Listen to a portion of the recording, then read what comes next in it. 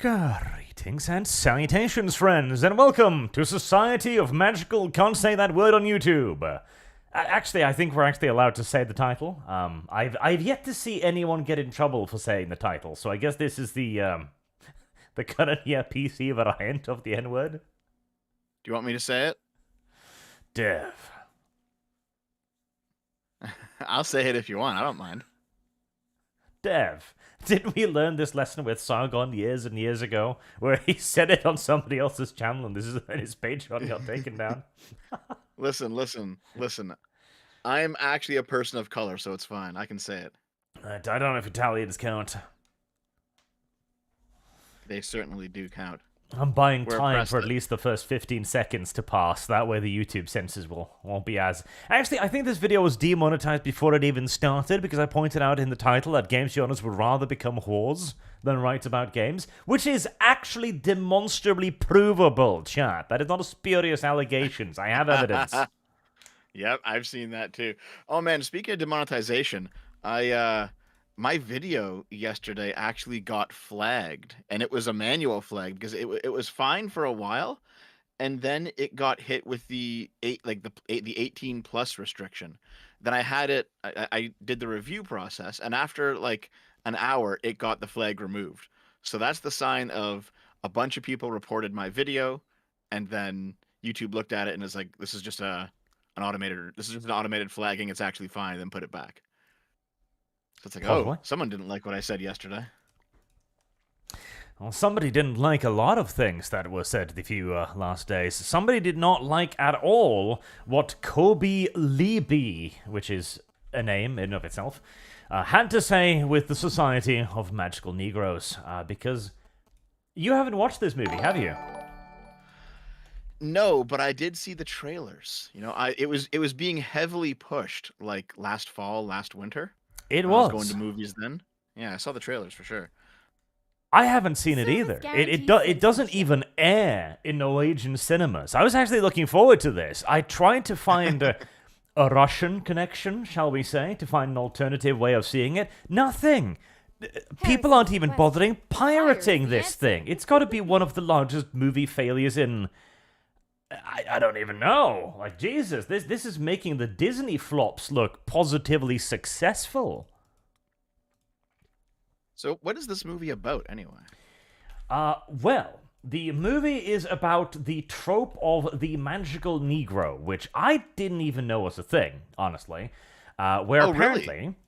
Yeah, no, where apparently in movies, there'll be a Service black guarantees friend citizenship. who, like, helps the white guy out and make sure that his life is, like, comfortable or something, and that he gets the girl in the end, apparently. It's a bit more complicated than that. It's the idea that the black person is never the hero; he's always the mentor. So a great, I mean, this trope's kind of fallen out of fashion because, of course, it has. But you know, a really good, more recent example would be in the Dark Knight trilogy of movies, where was it Lucius Fox played by Morgan Freeman, yep. Yeah, yeah.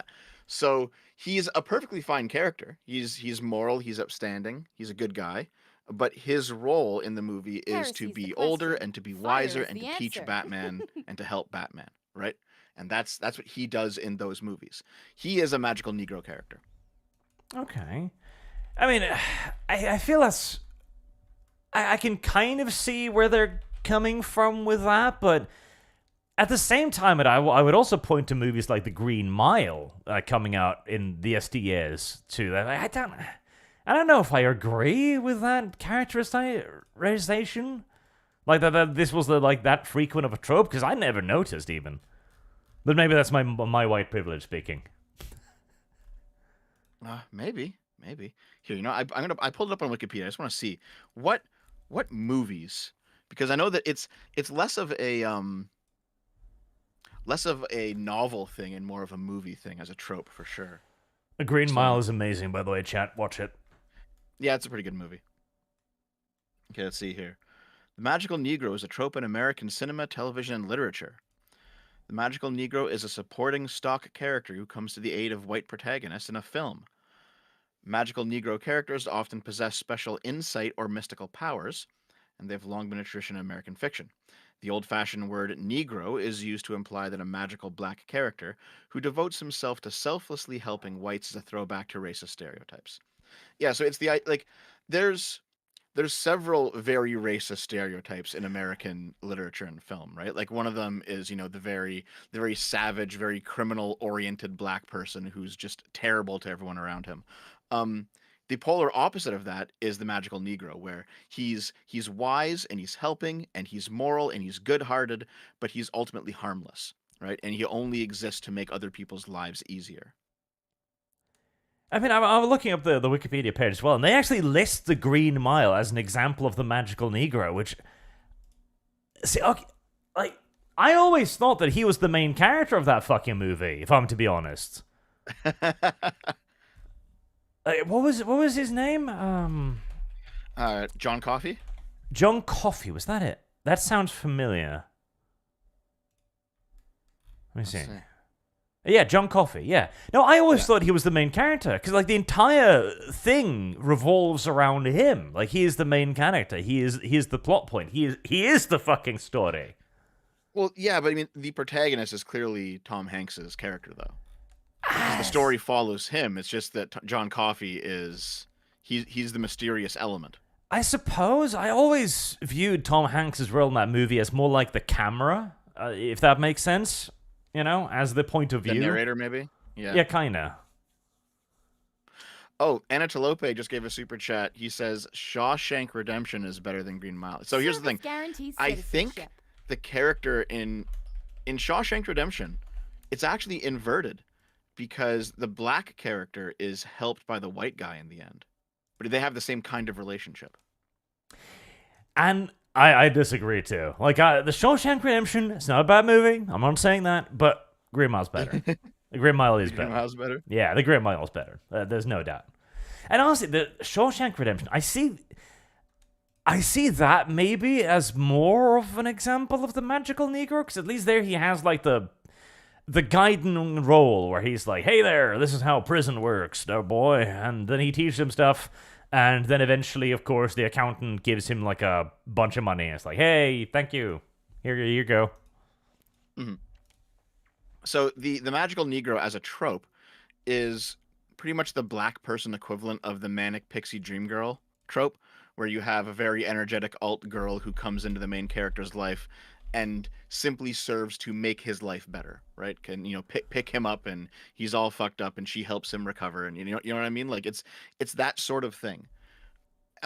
The issue that I have with these tropes is, even though there's probably some validity to them, if you go back a little bit further and you look at the white people who did these tropes, if you have, let's say, a white gangster instead of a black gangster, or you have a white, older mentor figure instead of a black one, it's not racialized.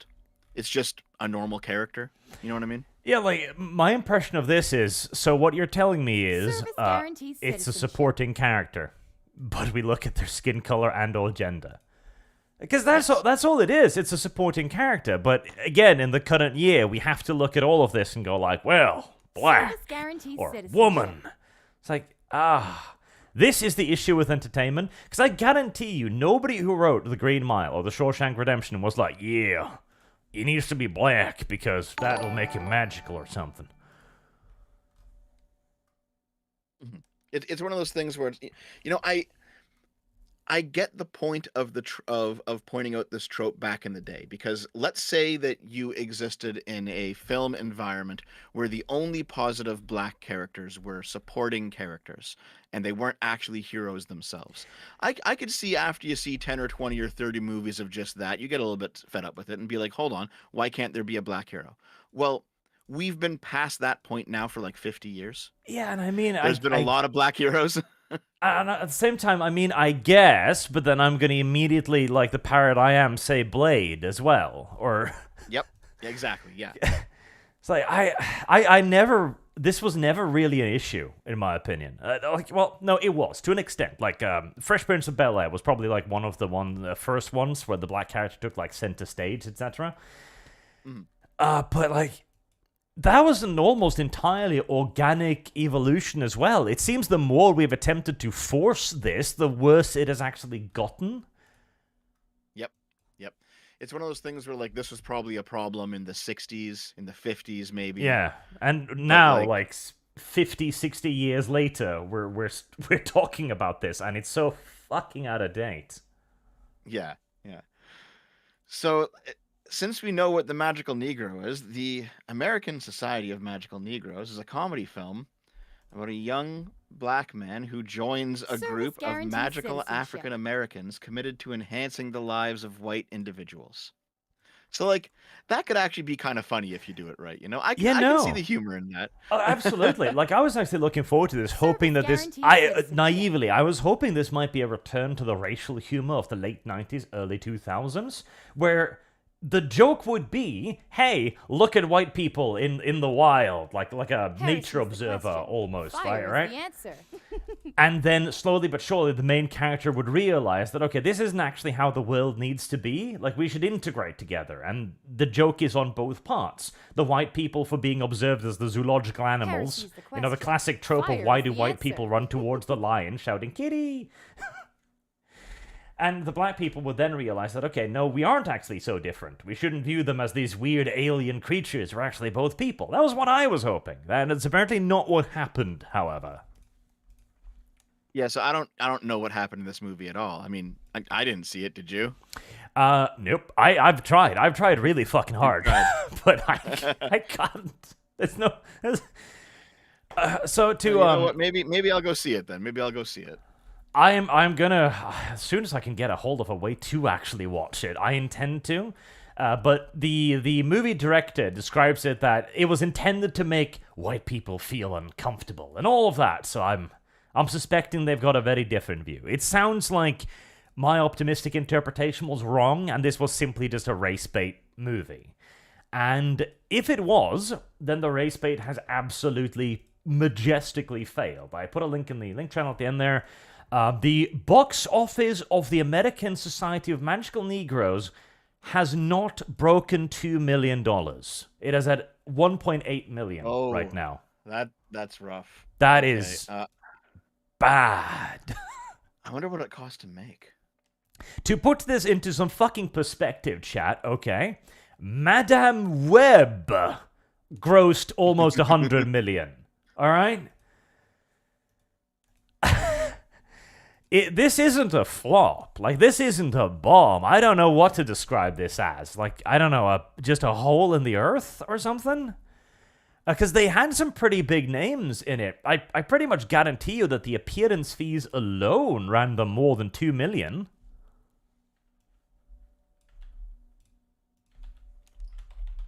Hold on a second. Naomi brought me some iced tea. I gotta open it up. Open it? It wasn't in a glass or something? In a jar? No, it's in a can. It's in a can. Okay, that's weird. Hold on, wait. You never had like canned iced tea? Like it's in a pop can, but it's iced tea? No, that sounds weird. Are you serious? Huh? What does iced tea come in Service Norway? guarantees citizenship. Iced tea comes in little paper milk carton thingies. Oh, really? And like, okay, that's kind of strange, but all right. And even then, I hate iced tea, but sure. Well, I mean, iced tea is pretty good, isn't it? No. I mean, it's just liquid. It's just liquid. If I wanted just liquid, I think I'd just drink water at that point instead of flavoring it with a little bit of leaves. Well, I mean, you know the rule, right? Like calories that are liquid don't count. Dev, you're living proof this is not true. Okay. So I decided to look up the movie, right? And I mean the basic plot is on Wikipedia, and I mean if it's a comedy movie, it's not gonna, looking over a plot synopsis won't help you, right? But I did notice that there's one funny gag at the very. I guess we'll spoil the end of the movie for anyone who cares. No one cares. There's one funny gag at the end of the movie where like the main guy's girlfriend gets recruited to a similar organization called the Society of Supportive Wives and Girlfriends. And it's like, okay, that's funny. I get it. I get the joke. It's progressive humor, but it's still kind of funny. I'll take it. It's the progressive stacks. Like, oh, you think you have it hard, Negroes? Well, look at us. See, Yep. I enjoy this world though. I see again. I think this could have been a good joke. Like if you read a little bit into the meta commentary of this, right, as people did with the Barbie movie. So here we exist in a world where black people have superpowers, women have superpowers, and yet white men are still in charge of absolutely everything. How fucking amazing are we? Yep. Yep. There's there's definitely there's definitely promise with this that seems to have gone untapped.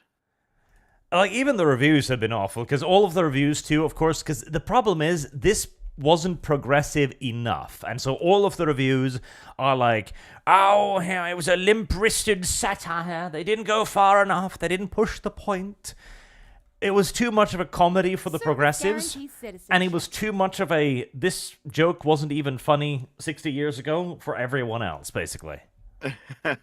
Yeah, this sort of thing needs to hyper lean into the absurdity, which is what Barbie did, Yes. and why Barbie was so successful. Yeah, this needed to basically be a 90s comedy sketch, is what this needed to be. They needed to lean full force into it and basically make it the most racist movie in the last 20 years. Yep. Well, you know what? I'll go see it. I'll go see it and I'll report back because I'm kind of curious.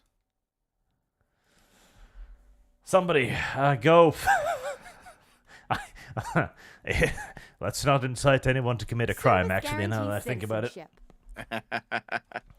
Because I want only to see going it on, too. I'm only going on the cheap day because it's $4 tickets on Tuesdays. So $4 tickets, man, that is cheap.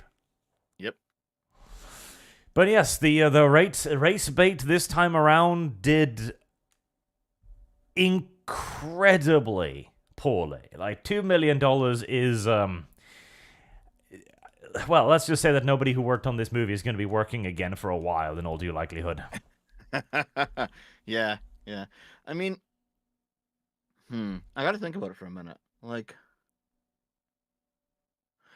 if it's just gonna be a movie where the white audience is lectured at about black problems, I can't see any white person signing up to go watch that because why would they sit there and take it?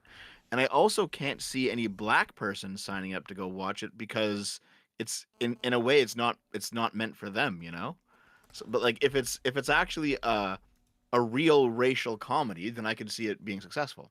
Yeah, a racial comedy would actually be a great moment to clear the air for both sides. I think that would attract both white and black people. But as you say, a white person isn't going to go like, oh, good, the 11th movie this year lecturing me about my fucking whiteness. Oh, fun.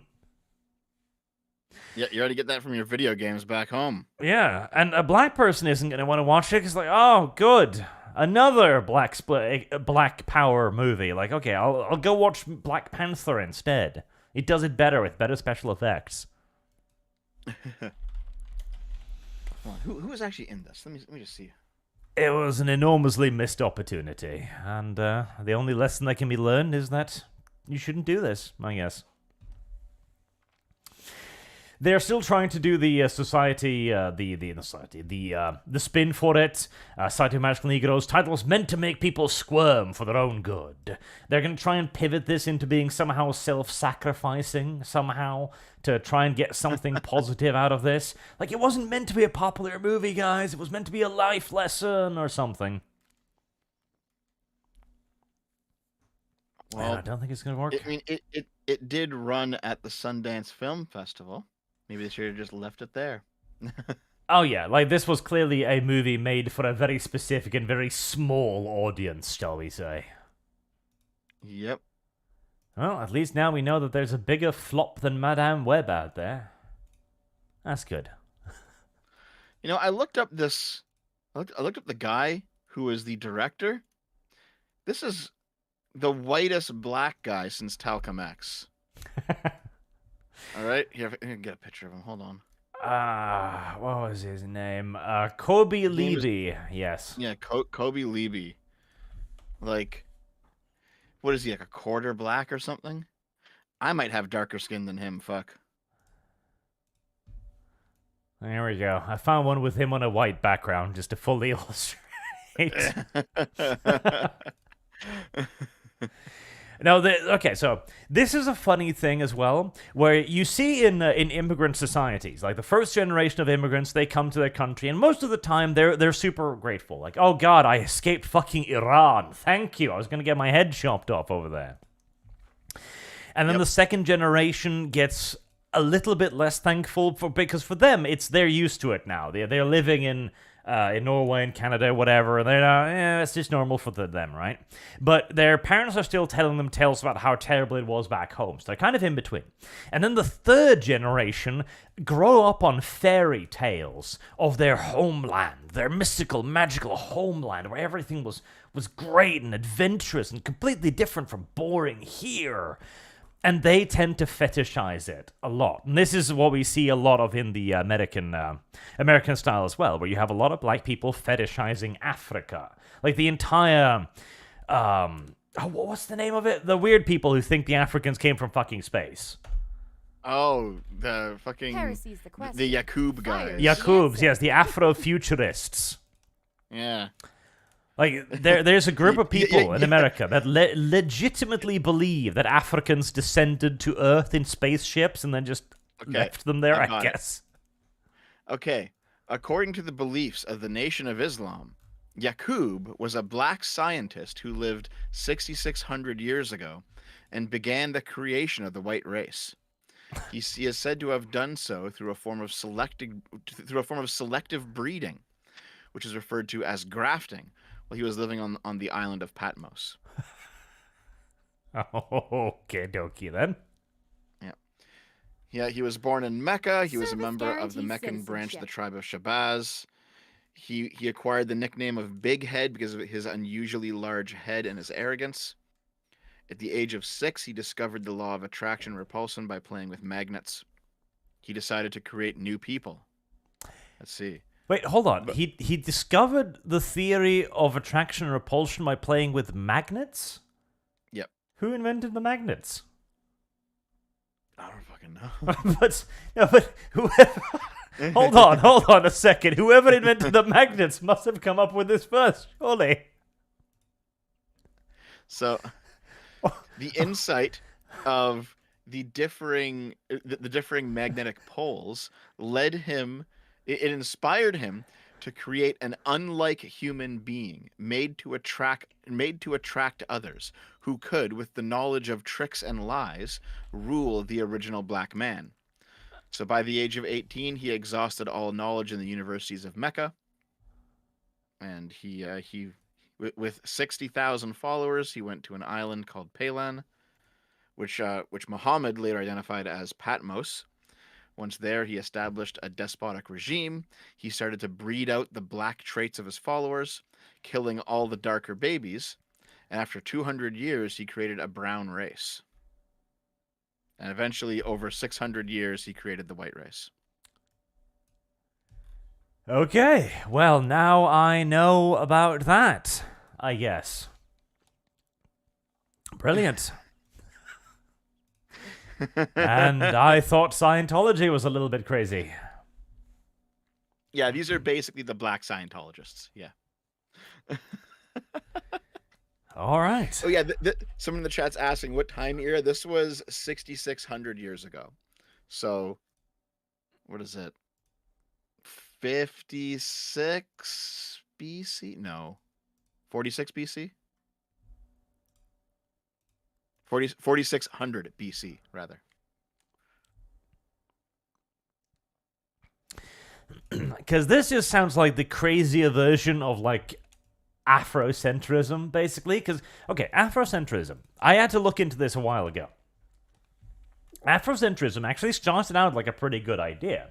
Where, I forget his name, but basically a black historian who had been accepted into Harvard, etc., had looked around himself and was, okay, where's all of my history? Like, because he was super interested in history, he had read tons of history, he was an educated professor, clearly a very intelligent person, and he couldn't find any of Africa's history. And so he was like, okay, what happened? And eventually he came to the conclusion that they simply didn't write shit down. Yeah, there wasn't a whole lot of African history. Like, almost all of it had been written by white explorers, or by Romans, or by Greeks, etc. And so he tried to begin a school of studies to expand upon African history, like actual African history, in the same way that we have expanded upon European history, right? Great idea. Why the fuck not?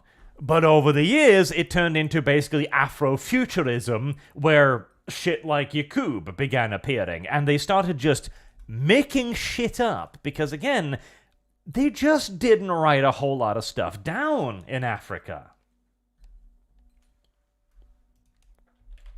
I mean, that's partially true. There were various African empires that rose and fell like anywhere else, and they did have their own form of literacy. But yeah, a lot of the tribes just didn't keep anything. Well, even then, okay, African empires. How many can you name? Well, are we counting the Arabs or the various Muslim empires? No. Okay. The Mali Empire was the big one. The Songhai were an empire. The Ethiopians. Mm-hmm. I don't think the Zulu ever got to anything approaching an empire. They tried though, and I don't think they were nearly as literate. The Zulu kingdom That's about it though. was fairly large, but it collapsed really quickly. Like basically after Shaka Zulu, it lasted for a few generations, then went extinct. Yeah, but I no, can the Mali Empire was around for like 500 years. yeah, but even then, that's not a massive empire if you look at it, because that was in constant war with Songhai as well, and eventually began to decline. Because I can think of Egypt, Ethiopia, Songhai, Mali, Ghana to an extent, the Zulus, which I will grant semi-empire status, the Lundu, and what was the name of those on the coast that the Portuguese wiped out? I can't remember now, but There's a bunch of them. let me see. Here we go. Oh. Actually, this is an excellent. All right, here. Hmm? I found like a map with like their general areas on the map. So these are the African empires, right? Almost all of these are geographically large, but geographically nothing. Like the Songhai, most of that dead, empty desert. Like we know that because we're there now, and it's dead, empty fucking desert. Mali, dead, empty desert and jungle. Like all of these empires were geographically large, not so much because they were empires in our sense, I would argue, but because there wasn't really anything around to stop them. That's true, but Ethiopia was a literate society that kept records, and so was Yes. Mali. Yes. So I mean, there is definitely African history written by Africans out there. Yeah, but even then, like, look at the size of this, and we can come up Yeah. with like 4 or 5 empires that had written records on a continent. What, 5 times the size of Europe? Yep. This is actually something that I was looking into. This is where you have to get into the really boring guns, germs, and steel stuff, right? Oh God, yes. Where, Europe had the Mediterranean Sea. It had a lot of rivers that were easy for navigating. It had good locations for ports, for harbors. Africa has none of that, which is what basically makes life in Africa so difficult. Is you can't travel and you can't trade that easily. There's almost no decent shoreline, despite the continent being that huge, and there's almost no decent rivers for like traveling up and down. So basically, exploration into the continent was a no-go until you had cars. So Well, actually, see, this is one of the many things I heavily disagree with guns, germs, and steel on. Firstly, no access to good port cities. Absolute nonsense. Africa is fucking enormous, and we Europeans had no problems creating port cities there. Their coastline is huge. As for the access to rivers, this is to a degree correct, but when you look at like the the eastern coast of Africa, there's a lot of rivers, like through Niger, Senegal, etc. You've got, of course, the huge rivers leading into Lake Chad, etc., and so on. The Nile, God fucking help me, Lake Victoria. There was actually a tremendous amount of large riverways that could have been used very easily for very large-scale commerce. In fact, most of them dwarf the shit out of ours. Just real quick, Arch. Is your cable coming loose? Because I'm hearing a lot of fuzzing on your only when your light lights up. It doesn't sound like a Discord issue. It sounds like Let me a reconnect. connection issue. Fire is the answer. There we go. Okay. Here, talk a bit more. Hello, hello, hello, hello, hello. Fuzzy? Okay. No, I mean, I'll keep an ear out for it again because that specifically Here's the sounded like a question. fuzzy Fire is XLR the cable if answer. you use XLR for your mic. I do. Yeah, chat hears it too.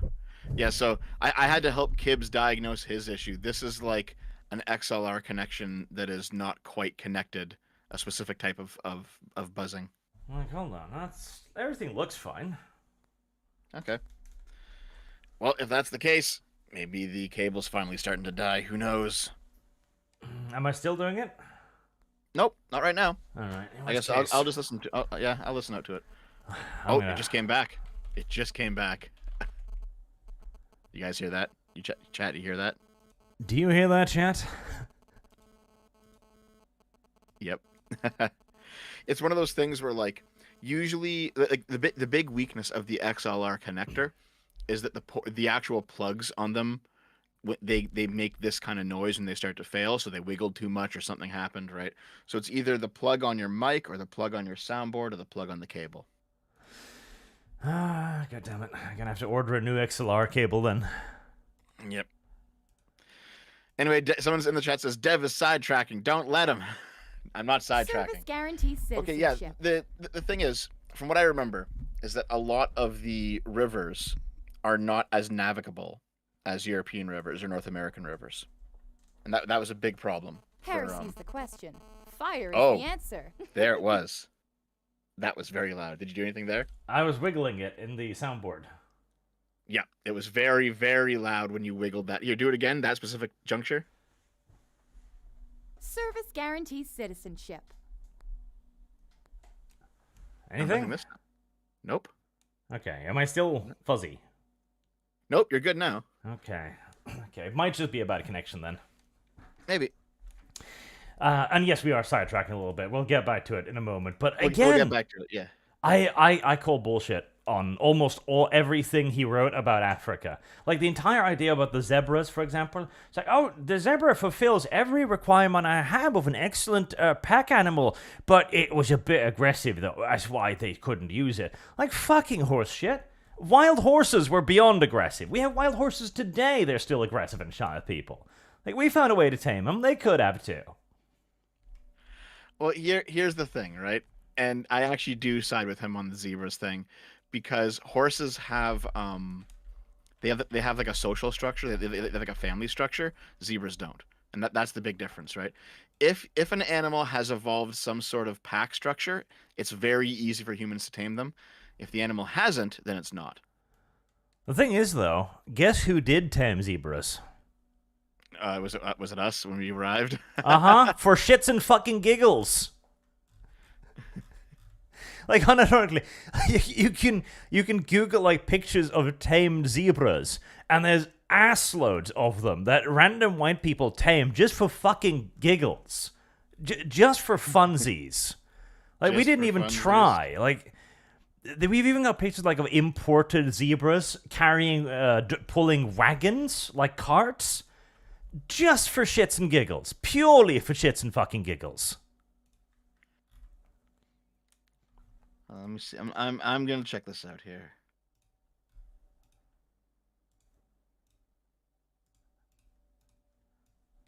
Yeah, it seems like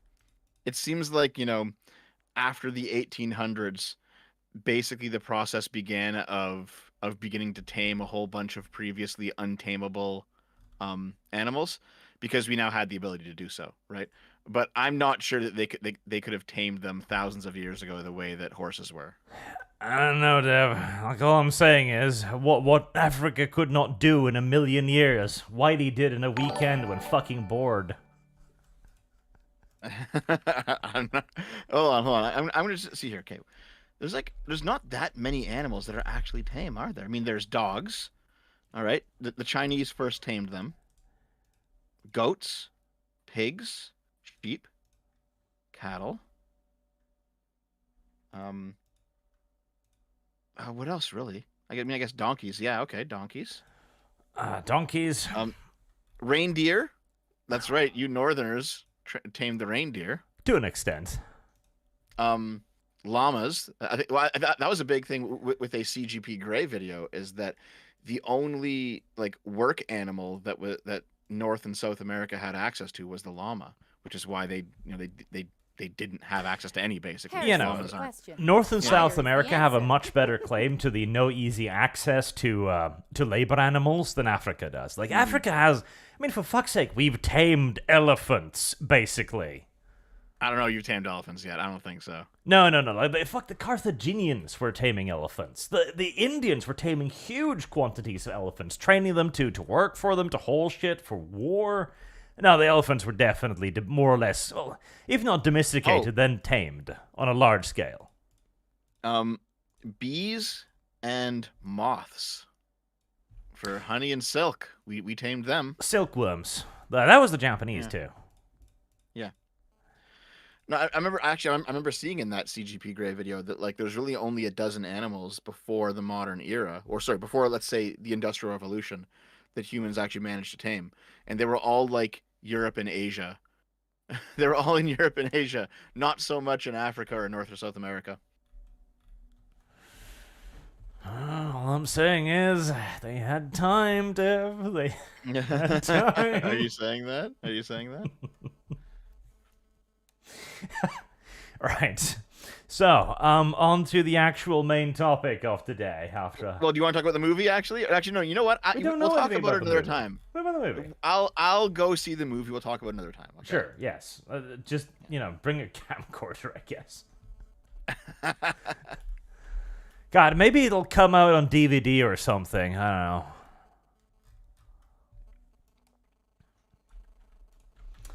don't know.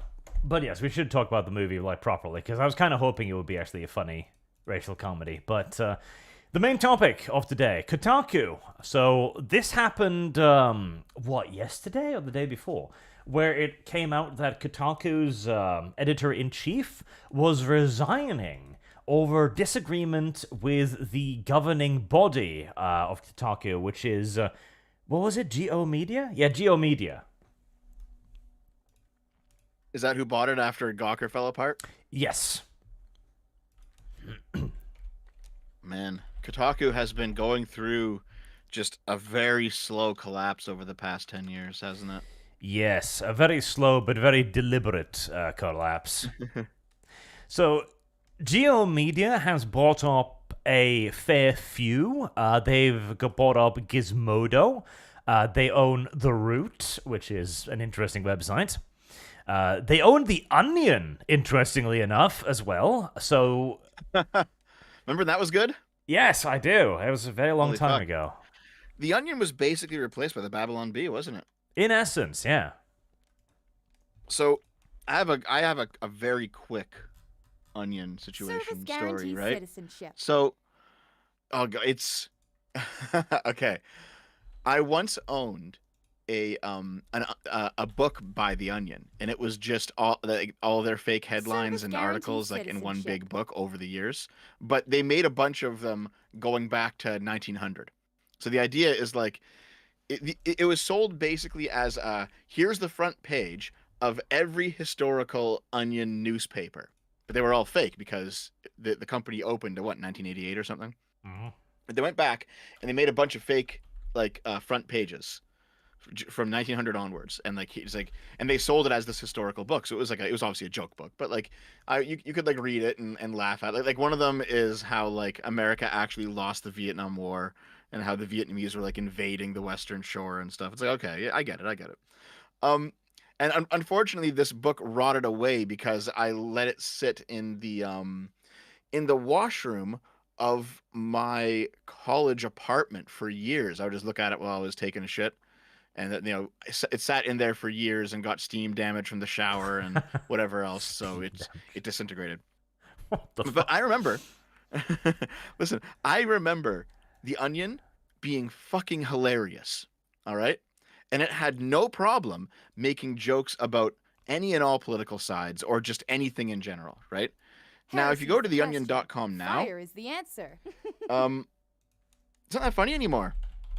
They kind of lost it, and they kind of went down the same route that crack.com went down, where they were, or like College Humor.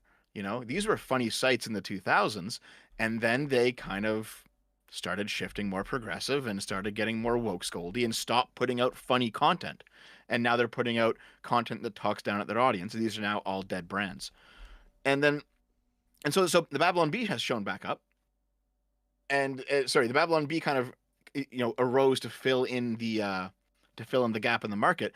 And the Babylon Bee is like considered alt-right now because they laugh at everyone. Citizenship. And it's like, what what happened, guys? I mean, we all know what happened. We were asking this question like 6 or 7 years ago. We all actually know what happened, but it's still kind of strange to see. Service guarantee. There was my Babylon Bee ramble. Go ahead. Well, how much do you know about the Kotaku editor-in-chief resigning thing? I do know that the Kotaku editor-in-chief, I think, was the same woman who wrote the article against the Sweet Baby ink detector page, right? No, that was the senior editor. This is another woman entirely. Oh, what the fuck? Okay, listen. For a site this small and this fucking dead, how many editors do you need? Well, they had 7 journalists, I think. And I think they had 2 or 3 editors in total. All right. Because the one you're thinking about is Alyssa Mercante. Yeah, Alyssa Mercante. And she was like, you can't be racist against white people. I remember that was a big thing. I think she also recently said, didn't she recently say, I would rather go back to sex work than write what Kotaku wants me to write now in the wake of Sweet Baby? Was that her? Yep, that is a quote, I'm just going to go back to sex work because at least then when I get fucked a lot, I'll get paid well for it. Yeah, and that's what you mean by the title, right? Game journals would rather become whores than write about games. Yes, like that's not a hyperbole. That isn't something I made up. We have actually literally a games journalist saying that instead of being forced to write guides about video games, she'd rather get railed by strangers. Was she a prostitute? Did she have an OnlyFans? Like what? What? I don't know. What does she mean by sex work? Okay, hold on. Let me Google Alyssa Mercante sex work. Yeah, I'm gonna look it up too. I somehow doubt it's gonna be on her LinkedIn page, but I guess I'll check. Oh man, this is one of those times where, like, you know that meme where the guy like is annoyed but he still like undoes his fly. He's like, I guess I'll fap to this. Fuck. It's like I have no other particular choice. Alyssa Mercante is a renowned liar, racist, and a very bad journalist. Well, I mean, that sounds true, but that doesn't tell me anything about her nudes. Yep.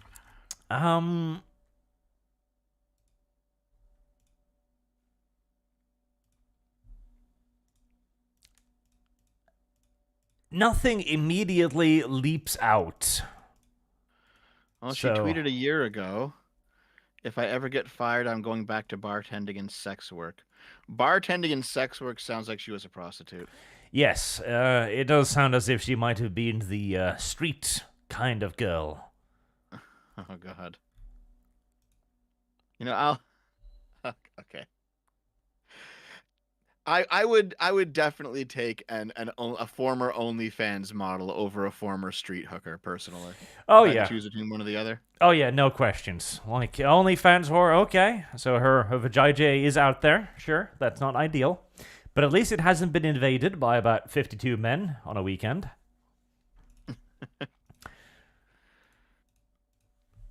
But yeah, there it is. It's legitimate. Games journalists would rather be prostitutes than talk about video games. Because now, to be fair, the thing they said to do was staff at the site will be expected to create 50 guides per week. All right, that sounds a little bit extreme. How are they going to write 50 guides per week? Well, another little leak came out. from one of the people having leaked the conversation they had with management. You know what? Fuck it. Here's a small cup of tea. Management doesn't even care about the quality of the guides. They want us to aggregate them from other sites like a literal content mill that they're destroying people's livelihood. Gags me not in a good way. Yes, so this is how they want to create the 50 guides a week. Because basically, Geo Media doesn't give a fuck about Kotaku's hard-hitting journalism, nor does anyone else for that matter. What they want is clicks. And the entire infrastructure of these sites is guide aggregates. It's what's the current video game? How do you get the weird hat in Hogwarts Legacy? How do you get the vocation in Dragon's Dogma? That is what the entire games industry revolves around now. Yep. How do you get Tifa or Eris or Yuffie in the Final Fantasy VII date at the Golden Saucer? Which one do you want? Yeah. Yes, like here. Shit like that. I've got like a games news aggregator site, which I occasionally use to troll for new stuff. And it's like, okay, quest walkthrough in Dragon's Dogma 2. What vocation to pick in Dragon's Dogma 2? How to unlock the warfare vocation? How to unlock the magic armor, etc. As like half of these, should you buy the Ornette box in Dragon's Dogma 2? Half of these journalistic pieces are literally just fucking walkthroughs and guides and dumbass questions. Like, that is all this is. Gaming journalism is already nothing but one big incestuous aggregating machine. Wait a second. Right there on the front page, Society of Magical Negroes. Service guarantees citizenship. Why is that on there? Well, because when gaming journalism isn't doing gaming, they're doing this. And like that, because that's the thing too, right? What does these game journalists actually want to talk about? That's what they want to talk about. They want to talk about what they consider to be the news. Society of Magical Negroes on Polygon. This has nothing to do with Polygon whatsoever, but it is the cultural nonsense. Because that's what they want to cover. That's what they consider news. Basically, they want to be YouTubers, but they don't have the charisma to fucking hack it. To be fair, if they did have the charisma, they'd just start making YouTube videos. I mean, I'm sure Kotaku has a YouTube channel, right? I'm sure they do. They could, like, if they had if they were smart and they had one person there who was like halfway charismatic, they just say, "Listen, you make the videos, and hopefully you can take off," right? So here's the thing. This sounds like what happened with The Escapist like 6 months ago. Remember that story? Yes. Yeah. So basically, someone had bought out The Escapist, and it had been handed down through several different owners, and no one really knew what to do with it. The only successful show was Yahtzee. Una momento there, Dev. Okay, all right, what's up? I found the Kotaku YouTube channel. Okay, what's it has 364,000 subscribers, which sound pretty impressive. And then you look at their views. 700 views 3 days ago. 1.4 thousand views 9 days ago. 2.3 thousand views 10 days ago. 1,000 views. 2,000 views. See, I think the Kotaku brand is just too damaged. Like, The Escapist could do this, and we've seen them do this now with Second Wind.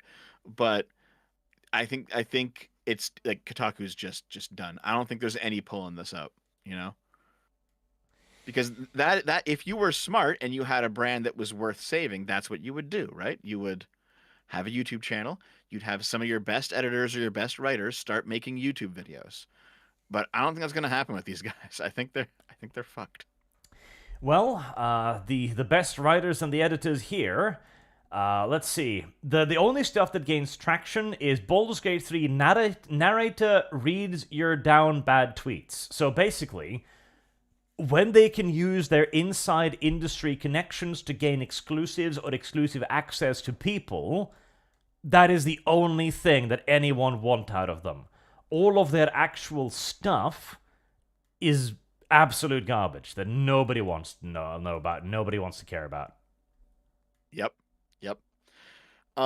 Yes. So where I was going with with Second Wind and the Escapists, the same thing happened with them, right?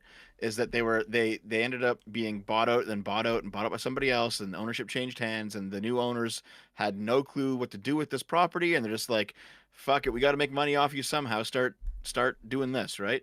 And but the difference is that they had Yahtzee, right? Yep. And Yahtzee had become friends with everyone else at the Escapist. And it was at the point where, yeah, even though Yahtzee was keeping the whole operation afloat, and the friends, like, they worked hard, but they weren't the main draw, Yahtzee cared about them. I had an opportunity to talk to Nick Calandra, who is the editor. He's now the editor in chief of Second Wind, which is the company that they started after they all left. The Escapist, and he's like a very lefty kind of guy, right? I don't think he appreciated some of my past, but nonetheless, I had an opportunity to talk to him, and he basically confirmed that even though Yahtzee could very easily go it alone and just hold up his own channel on his own, he had basically become very good friends with all the people who are currently at the Escapist, and they wanted to, like, he knows he's the big draw, but they wanted to do this as a team, right? So they all decided to leave together and start their own company, and now they're successful without some overhead pushing someone at the top pushing unrealistic expectations on them, right? And yeah, they're all very left-leaning people, and they formed a worker co-op, and you know how these sort of things go. But because they're all friends, the worker co-op thing will probably work out for them. There's a lot of parallels with the Kotaku story, because now you have like corporate overlords who don't exactly know what they've purchased, and they're just like, we gotta make some money off you guys somehow, so fuck it, do this. And now you're seeing the staff revolt. The difference is that Kotaku doesn't have a Yahtzee character. They don't have someone that people actually like. They're all hated, all right? The corpos at the top are hated, and also the property of Kotaku itself and the people inside of Kotaku are all hated as well. So like, there's no victory for them this time. Like I don't think you're going to see a successful revolt against the owners of Kotaku the way that happened with the Escapist. You know what I mean?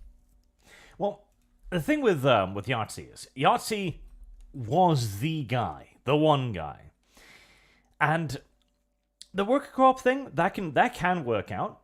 Basically, so long as everyone else is okay and recognizes the fact that they are nothing without him. That is what the entire relationship rests on, basically. And it was also then rests upon how Yahtzee is with that too, because there are some people who are more gracious than others, shall we say, when put in that role. And he seems like the very gracious kind of guy, because when you have the opportunity to leave and start over anew, you have no obligation to drag anyone along with you, but he chose to do so, which seems to indicate that he's actually a pretty, chill dude. Well, the way the story was described to me is that there was, like, back when Yahtzee was first brought on the Escapist, there was the Escapist was growing really rapidly, and there was a bunch of talent on there, and then over the years, slowly things kind of fell apart. And then for a few years there, Yahtzee was just by himself. And no one else cared about anything else going on at the Escapist. People were getting fired left and right. People were leaving the site. And for like 2 or 3 years there, it was just Yahtzee and a bunch of corporate owners, and that's it. And so Yahtzee actually felt he was kind of isolated there from the rest of the internet, because the Escapist owned the Yahtzee brand. They own Zero Punctuation. They still do, which is why he had to change branding when he left, right? But then when the new owners bought the Escapist, they brought in Nick Calandra and other guys, and they said, listen, start making other shows to make the Escapist more profitable. And so they all started working together. And like Yahtzee said that basically he really enjoyed having a team behind him and having friends. And he's like, I've been by myself now for like 3 or 4 years, and it sucked. But now I have like the Escapist put some guys behind me, and they're helping me with my videos now, and I've actually really grown to like these people. So when they all started abusing those guys, they all decided to leave together, and Yahtzee was like, of course I'll do this with you, because we're friends now, And he didn't want to go back to an environment where it was just the corpos at the top of the company and him and no one else. So it was a thing based not on material wealth, but based on friendship. Well, based on intermingled codependency, sounds like. But they describe themselves as all being good friends. I'm sure they do, Dev. I'm sure they do. I can't wait for it to implode. That'll be funny to me. You think it will? You think that'll fall apart? Power imbalances, Dev, rarely go well in the long term, but we'll see. See, this is one of the problems with communism. Like, relationships in which you have a severe power imbalance often don't work out unless one party is significantly more submissive than the other, which is incidentally why men and women exist together. Oh man, see now, Arch, you are sounding like a communist, right? Because communists say this all the time. Like, there's a severe power imbalance between employers and labor, so it's always exploitative. Capitalism is necessarily exploitative. Yeah, but that's fine. Arch, So you've long become as the power imbalance is strict enough. So long as it's a complete one-sided railroad, it also works. We call this domestic abuse, Dev. And there's some of the longest-lasting relationships out there. In terms of Kotaku, though, to go back to the actual topic, it seems kind of like the same thing where you have a corporate overlord that has purchased this property, has no fucking clue what to do with it, has to make money off their purchase somehow, and they're like, "Listen, you need to do this." Now, the difference is that they can't rebel and make their own thing the way that Second Wind did, the way that Yahtzee did, and so this is not going to go good for them. I don't think this is not going to go well. But you also have to ask, like, what would if you were given the keys to Kotaku, and you weren't just going to burn it down? What would you even do with it? Well, Like, what value does the brand actually bring? Because you know what, when people think games journalism, they think IGN first and foremost. And what does IGN do nowadays? It's mostly walkthroughs. So they're probably thinking Kotaku needs to do what IGN does, write some walkthroughs. Because no one gives a shit about the social justice stuff. Nobody gives a shit about this reporting, all right? But people are looking for walkthroughs. So you should be writing these guides. That's probably their thought process, and it's not necessarily wrong. Oh, it's absolutely correct. We know this. In fact, we've often heard the journalists whine about this thing themselves, that all of these websites do the exact same thing. The exact same content in the exact same way, covering the exact same subject material. And in reality, there was probably only room for like 3 or 4 websites like this in total. But now that we have several, there's not enough room for them. And so the competition is over Google, basically. Whomsoever guides get at the top of Google wins. Everyone else loses. And this is why they need to put out so many guides. This is why, from a corporate standpoint, they want 50 guides from every employee. They want like 250 guides out there a week to just hammer that algorithm mill. To be like, okay, we get something on top, something, because they need the hits. Because they need income. And they actually bring up... the other leaker says, last thing I'll say is there's someone at the top told us just get guides done because the AV Club watches full seasons of shows and still produces their stories. That alone is proof they don't understand what we do. See, this is correct because the AV Club is actually what Kotaku want. Like, this is the content mill where they talk about shows constantly, they cover every rumor about shows constantly, they make shit up half the time, and they just hammer. Like, this is the advantage of having, like, 7 people, because you can pump out, like, 10, 12 articles every day to smash that algorithm.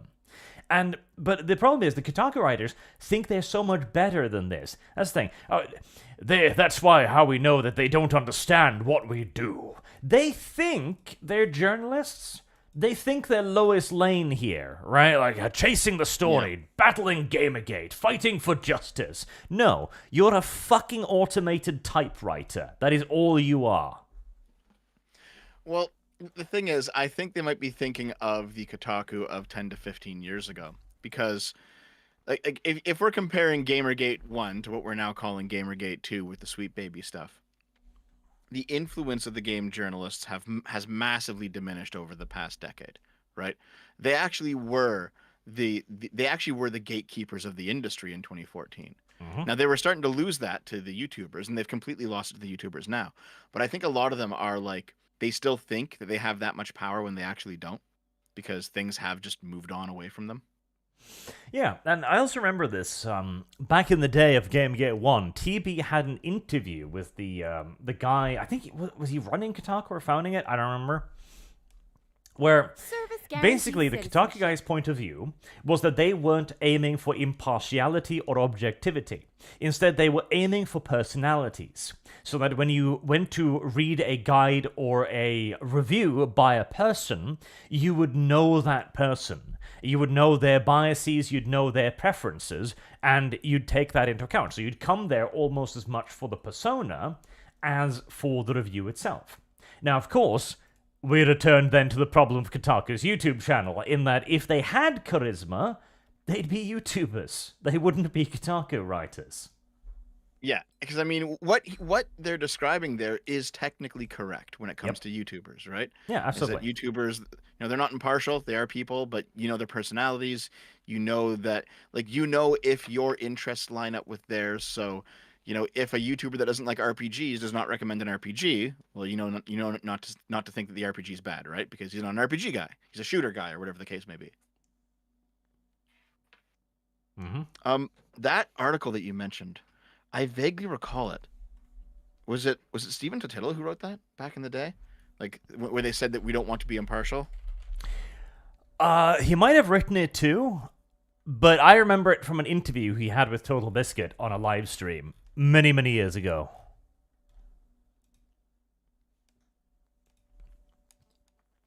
I don't remember the interview, but I do remember the article where they said we're not interested in being objective or impartial. We want to basically like start conversations and mix things up, and it's like that's just a nice way of saying that you have an agenda, and you are activist press, not actual journalists. Yes, and that is of course what we're seeing right now. They are too good to write about games, despite being games journalists, because they never wanted to be games journalists. It was always about the agenda for them. They literally, like, this is the actual white savior complex, the fetishization of it all. These people view themselves as the people operating the Underground Railway or something, right? This is really important to them. There's Nazis everywhere, and there's white supremacists everywhere, and they must fight the good fight. And how do they do it? By writing articles about the Society of the Magical Negroes on Polygon to 0 people watching. How do they fight the Nazis? By writing articles about how terrible the Jews are in Palestine right now. Let me see. Oh, God, yeah. Okay, so here. You probably saw this. This was the Verge article on Gamergate, right? Mm-hmm. The return of Gamergate is smaller and sadder. Yep. Yeah, but it's also more victorious. And I want to point out, comments. 0. 0 comments. This has been out for about a week now. Like, they have no audience. Nobody watches, nobody reads this, more correctly. Nobody's interested in this. Well, I wonder if they're just not allowing the comments to come through. Because they're all, like, negative, so they're not letting them through. Possibly. I'll comment right now. I mean, hell, Oh, no, but... it says comments are closed in the story, yeah. They ban comments. That's why there's none, yeah. But that just proves my point even harder, doesn't it? Like, if the only comments are comments that they can't allow to be seen... Yep. It's not just it's not people are merely just apathetic towards them. They're actively antagonistic. Here's the thing. So part of this is just that the way we Heresy's the consume question. content has Fire is changed. the People answer. now would rather watch videos or listen to podcasts than read articles or read books. That's just the advancement of technology, just how it is.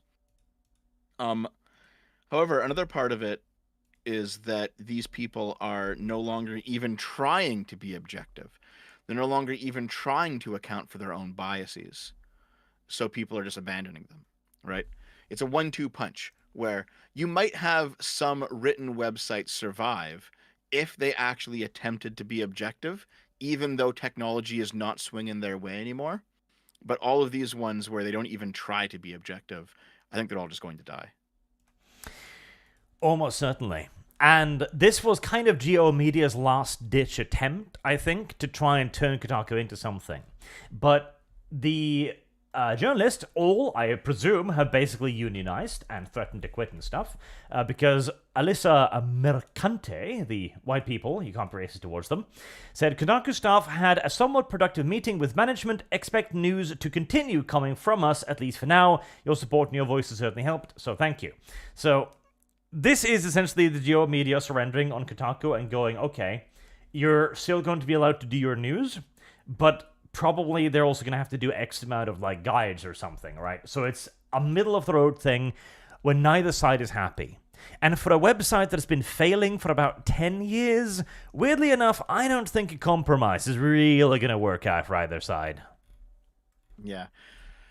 Honestly, like, I don't think anything is going to work. I think, like, even if they completely reformed Kotaku and had all new people and actually just wrote stuff that people wanted to read, I think it's done. I think the brand itself is just too tarnished. Like, I don't think anyone would come back to Kotaku, you know?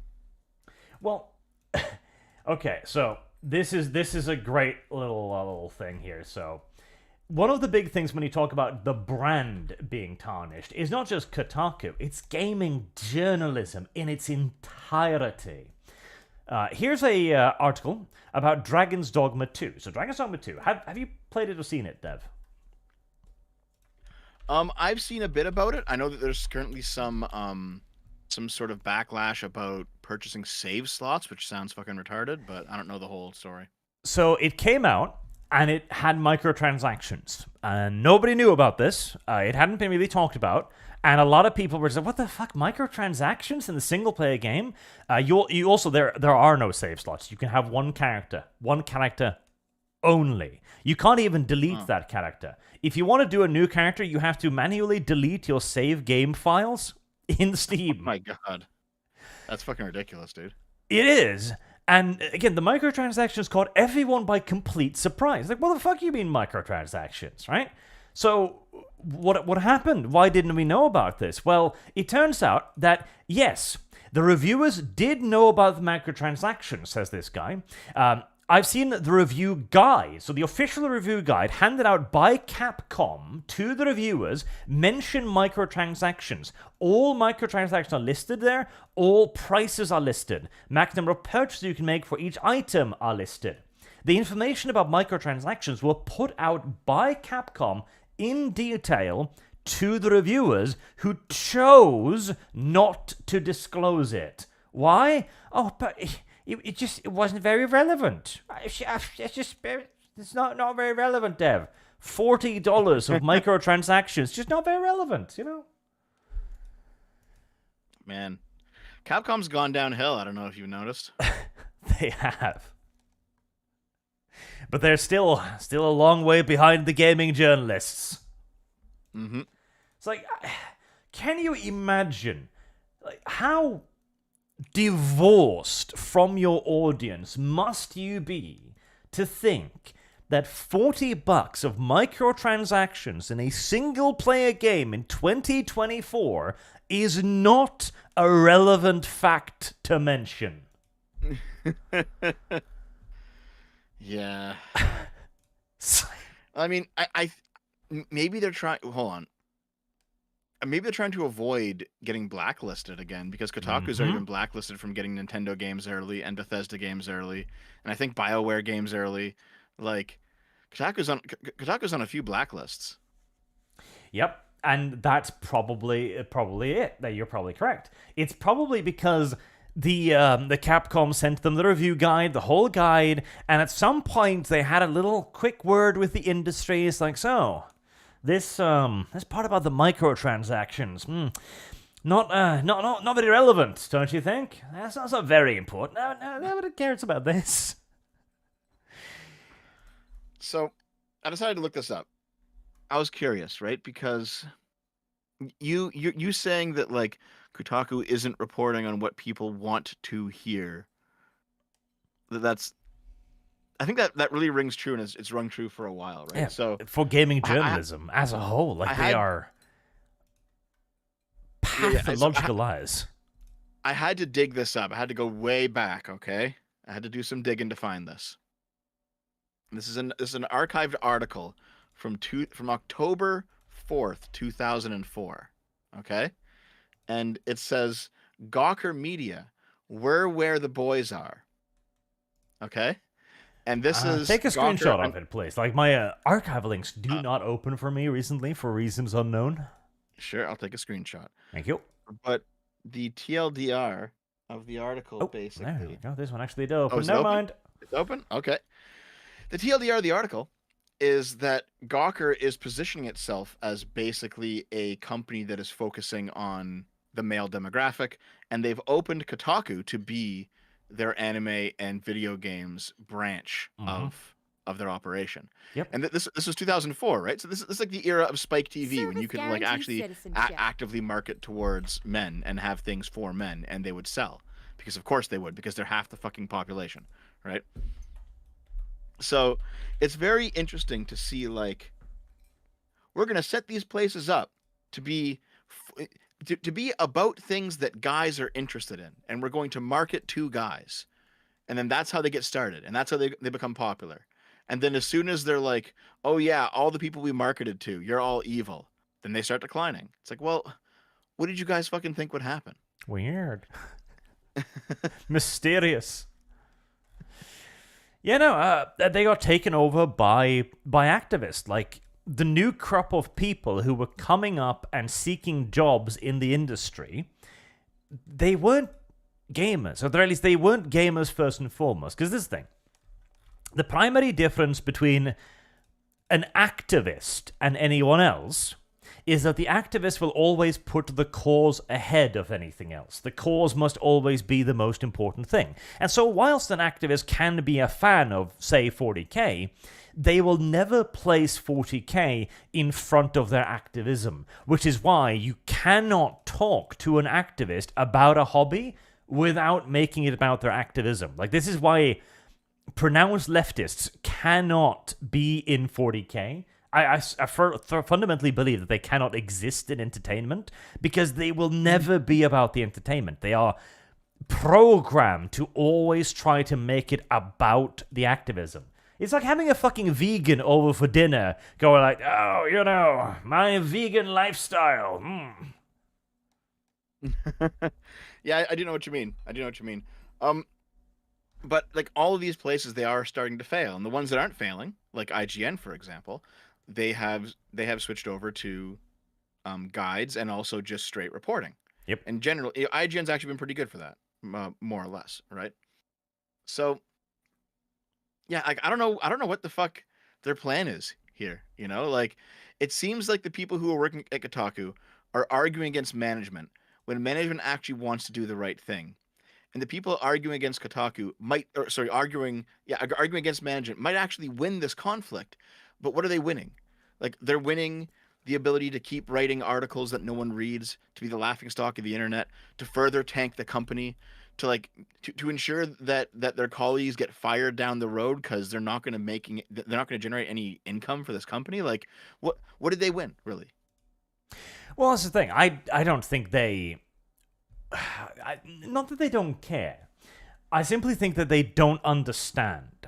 These people view themselves as the heroes of history, basically. They're the good guys. The good guys can't lose. Surely, if they just keep their heads down, they'll win in the end. Because this is all just the patriarchy or the white supremacists fighting against them, right? Trying to enforce their capitalism on them. Sooner or later, comrade, we will emerge victorious. I mean, it could just be delusion, yeah.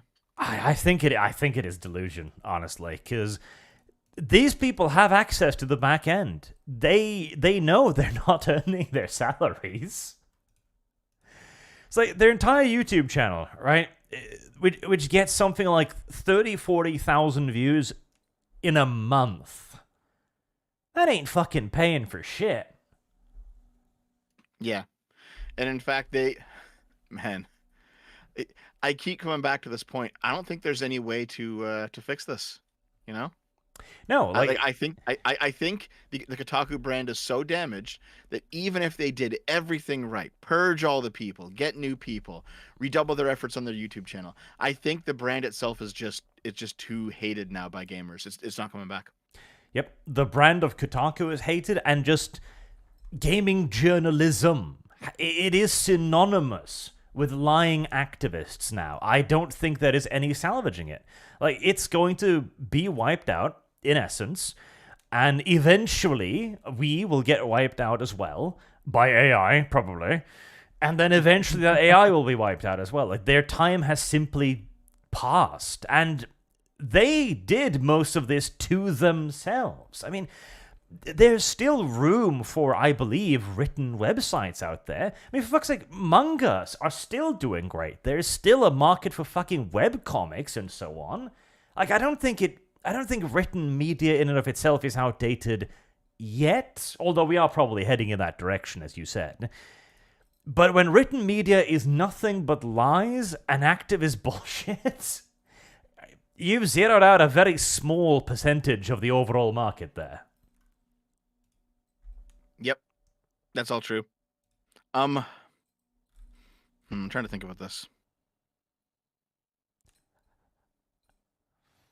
Is Dev trying to find a way to protect the gaming journalists? No, I'm not. No, I'm not. It's just, it's like, okay, when it was a lot harder for the common person to get access to certain subcultural spaces, Yes. journalists like this had more of a point, right? So back when E3 existed, and it mattered, and it was still good, and not everyone could go to it, the journalists could go to it, and they could come back to their websites and to their magazines with troves of exclusive information about upcoming games, and that actually had value, right? Yep. But that environment doesn't exist anymore. So what value does,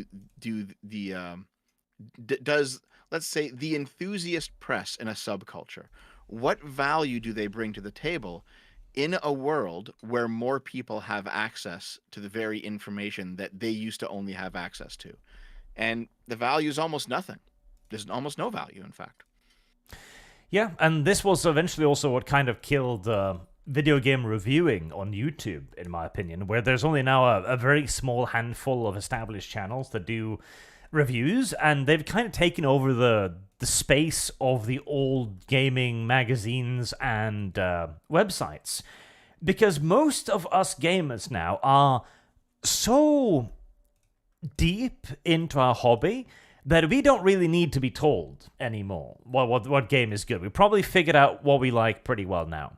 And so the gaming websites became more catered to the casual side of things. That was probably what they were leaning towards. And so they thought, okay, casual means young, hip, progressive, right?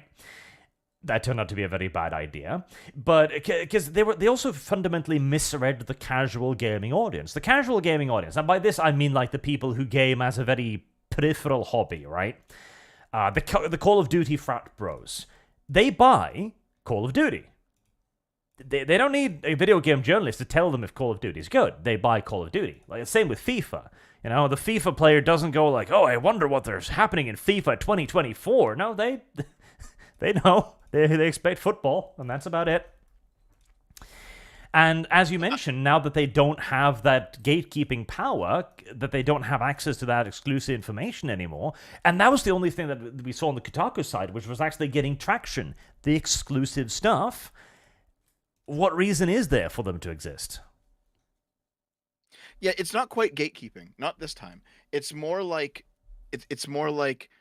back in the day, information traveled more slowly just by necessity, because that's how technology was back then.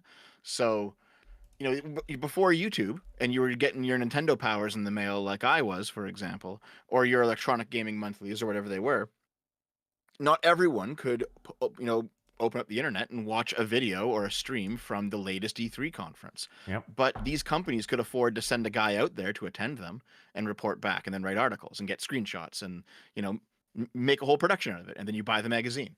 So because of changes in technology, their job has basically become obsolete, because if we want to watch an E3 or whatever's going to replace E3 in the future, we can just do that ourselves because it's all online now, right? A lot of these shows are open to the public, in fact. So if you want to buy a ticket and make a vacation out of it, you can go there yourself. this idea that also when we were younger, especially when we were kids, when people our age, Arch, when we were millennials, we were kids. You want to get a video game, you have to wait for your birthday for your parents to buy it for you. So that you might hear of a game and then you see it in Nintendo Power, and then 3 months later you get it for your birthday. So that's a lot of waiting, right? So there was added value in the build up to getting the game because information moved slower. But now a new game comes out, you immediately buy it on Steam or buy it on the Nintendo eShop or any other consoles, equivalent shop. Download it. You have it within an hour. You don't even have to leave your house, right? So, because information just due to technology improving moves so much faster, the the fast track that journalists had to getting new information quickly no longer exists. So there's no reason for their jobs to exist anymore. And Yeah. that's not a gatekeeping thing. It's more of just a natural progression of tech thing. Well, it's yes, but it's also partly gatekeeping because they have access to the industries in ways that a lot of other people don't, and which is being actively denied to people as well. This is why you mentioned blacklisting as being so important, right? Because if these companies, when the only early thing they games, yeah, have, early. when the only thing they have is exclusivity, getting told by Bethesda that you don't get early access to their games is really bad fucking news. Yep. But then that kind of has its own that has its own problems, right? Because let's say that Bethesda only, and actually I think Bethesda did this. I think they only gave out early advanced copies of Starfield to journalists and to YouTubers that previously praised Bethesda games. Yep. Right. Oh, And absolutely. that can be a problem now. The gaming Yeah. companies are very guilty of this as well. Very guilty of this because they've seen a system that they figured to exploit. Because as information moves quicker, so does reviews. Like back in the day, you had to send Total Biscuit a copy, and he would be honest about it because that was his brand.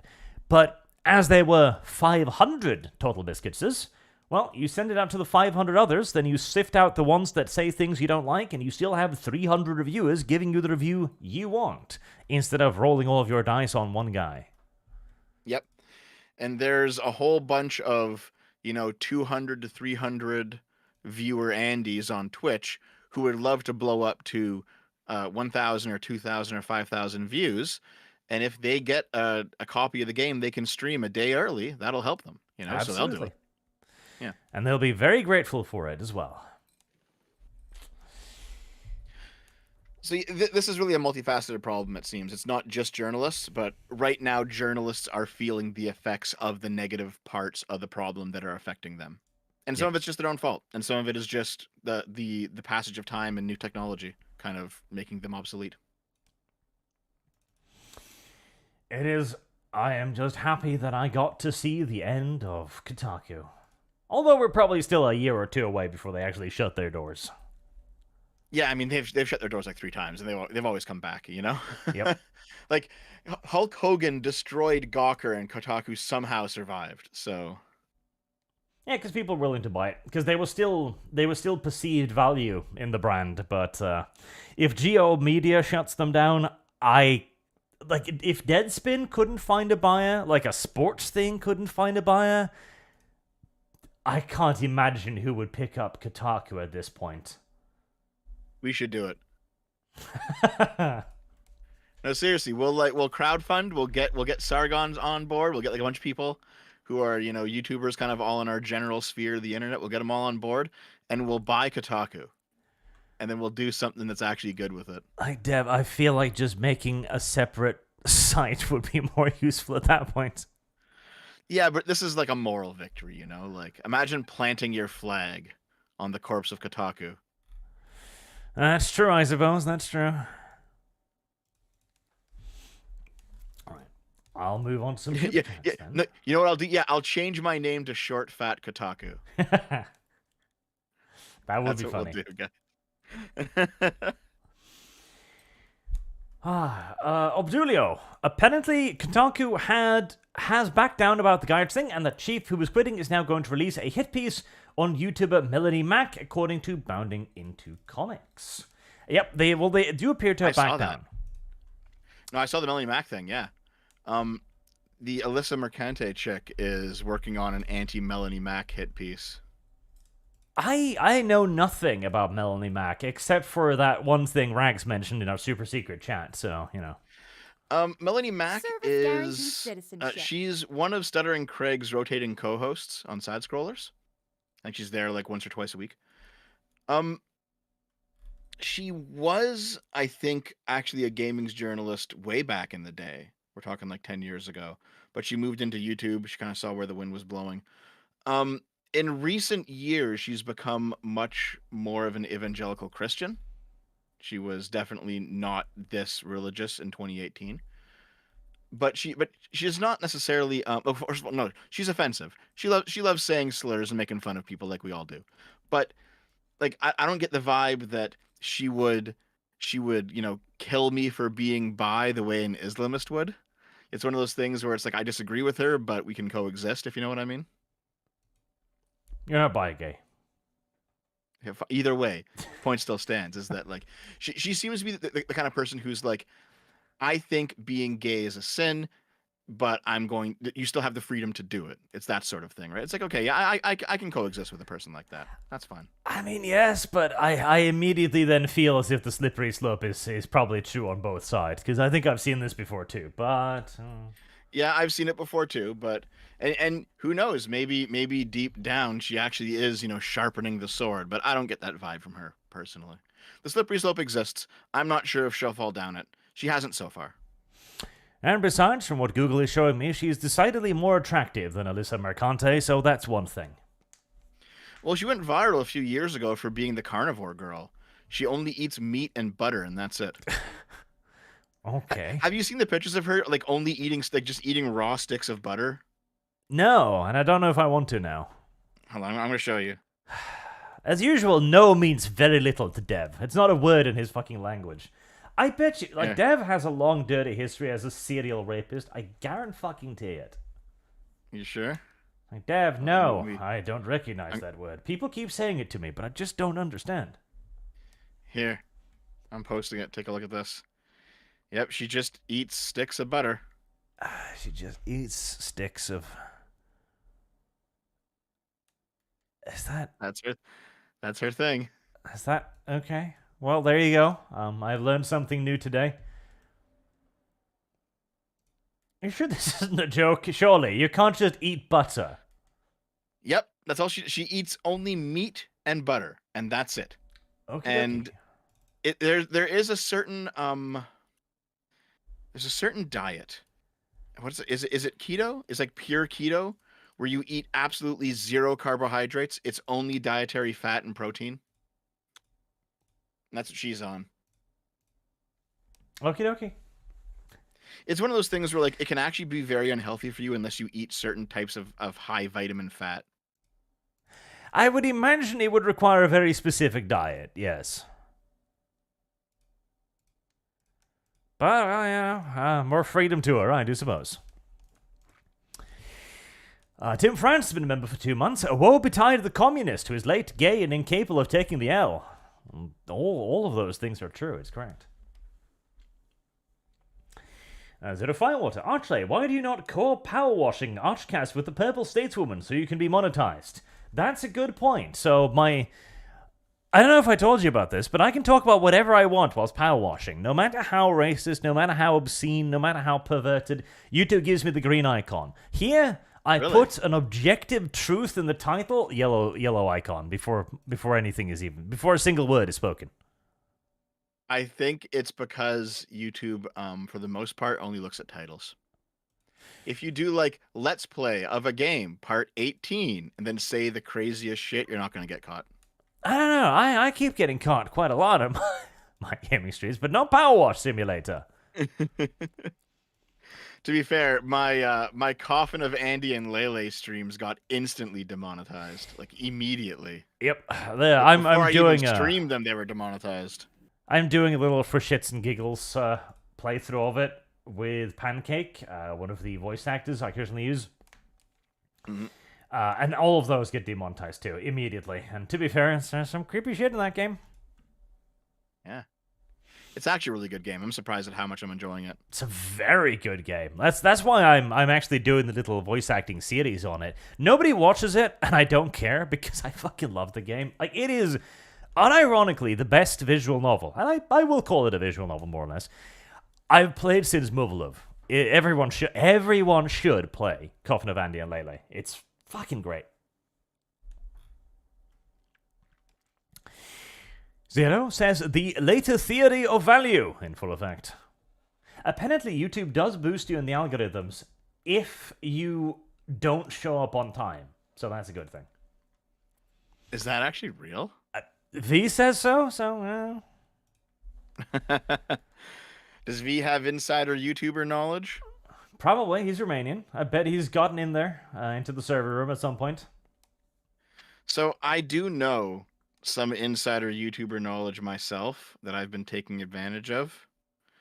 And basically, like, what you should do once a month is just take down any video that has any sort of yellow monetization, any sort of copyright strike, any sort of like anything. Only have pure, unblemished videos on your channel, because if you have that, every video on your channel gets boosted. And so, like, once a month, I'll put things over on my demonetized channel. I'll purge them off the main channel. And immediately, my entire backlog starts getting recommended to people on their front pages. People are commenting on old videos. Like, views are going up for everything. It's kind of wild, actually. All right. Well, chat, the channel will be taking a big fat purging over the next few days. Well, see, here's the thing, right? So, I mean, you've seen my demonetized channel before, right? Yep. It's the one that's currently uploading, actually it's currently uploading all of the Skaven RPs right now. Heresy's the question. I'll put it Fire here. is the answer. So this is a channel that is under a different email, under a different phone number, run by a different person, different legal name, completely unrelated to me, which is why this works. And all the old videos that, or any video that has any sort of blemish, goes over there, right? So, for example, the McDonald's video I put a few days ago is already up over there because it had like a copyright strike that I didn't win, right? So it just went over there. And in a month's time, once the McDonald's video is buried in my backlog, I'll just delete it off the main channel, and then like switch around the playlist so that like it's in the order in the playlist, but it's the other channel's version. You know what I mean? So like it's still available if you want to see it, but it's off. And every month, at like the start of the month, I do that, and I get like a massive algorithm boost. It's great. Right. Well, I guess I'll be moving everything over to Rumble then. God, I hate that because I don't like Rumble. I Heresy's do the not question. like Rumble. Fire Rumble is the doesn't answer. have the fucking tools it needs. Like, it still doesn't have like fucking basic playlists. Like, God help me, Rumble. What are you doing? Yeah, Rumble and BitChute both. Like I liked BitChute a lot back when it first launched, and I still like it, but like they haven't done any updating to the site at all. Like it needs better playlists. It needs a lot of things. BitChute was the place to be for like alt media at one point. It's kind of declined, I think. Yeah, it's laziness. Like they're not being alternatives. They're just being, well, no, they're not being competitors. They're just being alternatives. They're just sitting there with their mouths open, waiting for people to get yeeted off YouTube, hoping that it'll come to them. Basically, it's a very, very, very bad way of doing things, I think. Yeah, I think so too. God, I'm gonna have to yeet every yellow video. It's like every stream I've ever made, I think. God help me. Oh yeah. I mean, here's the thing. I don't like the idea of any of my content going missing, so I back it all up and I put it on side channels. But I am keeping the main channel very clean, and it's one of the reasons why I've been like hitting gangbuster numbers this past month. It's been kind of crazy Heresy's the question. how well I've been doing Fire recently. is the answer. Right, well, the purges are coming. Mm-hmm. Zontar says, Dev, you wished Macross was released in America on the Monkey Paw, didn't you? Those shows going to D+ is your fault. It does not belong on Disney. Wait, is Macross going to D+? Well, apparently.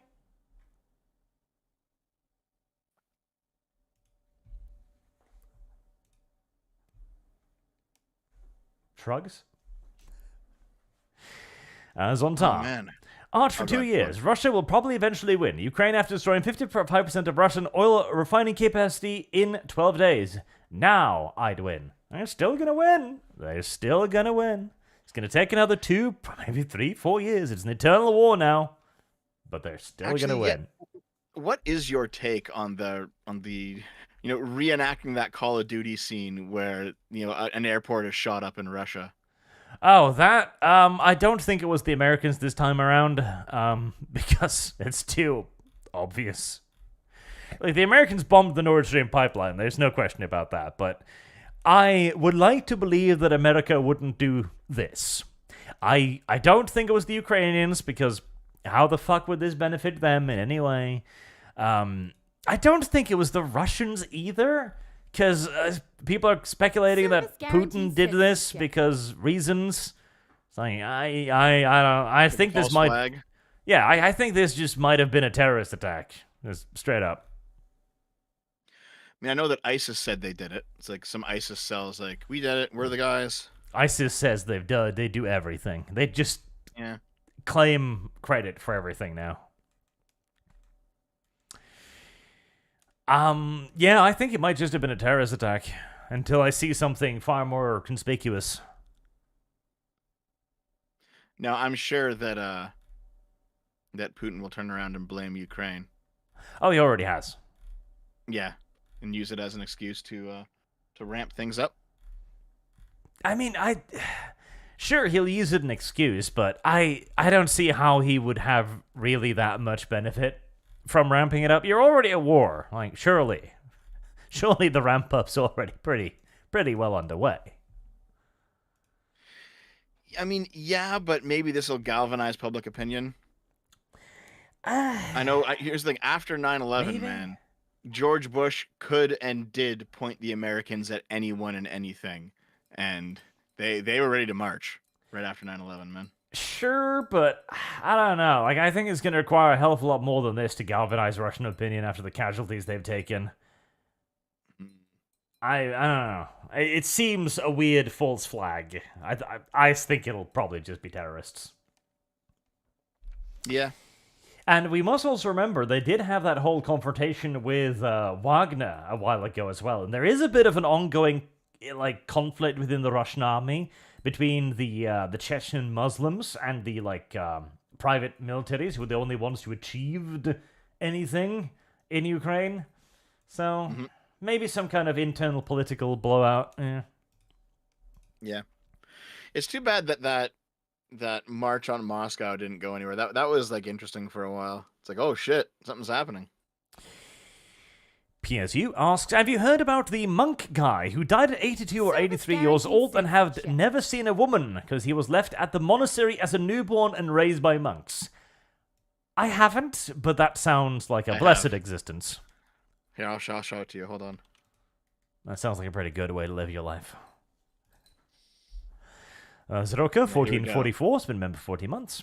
You know, for once, if it means they never touch video games again, I fully support their choice to become whores. Okay, I posted the article. The Greek monk who never saw a woman. Wow. He must have lived a fucking amazing life in his preceding life to be given such a blessing. He was an orphan, dropped off on a mountaintop monastery as a baby, and just lived there his whole life. And he never once laid eyes on a woman.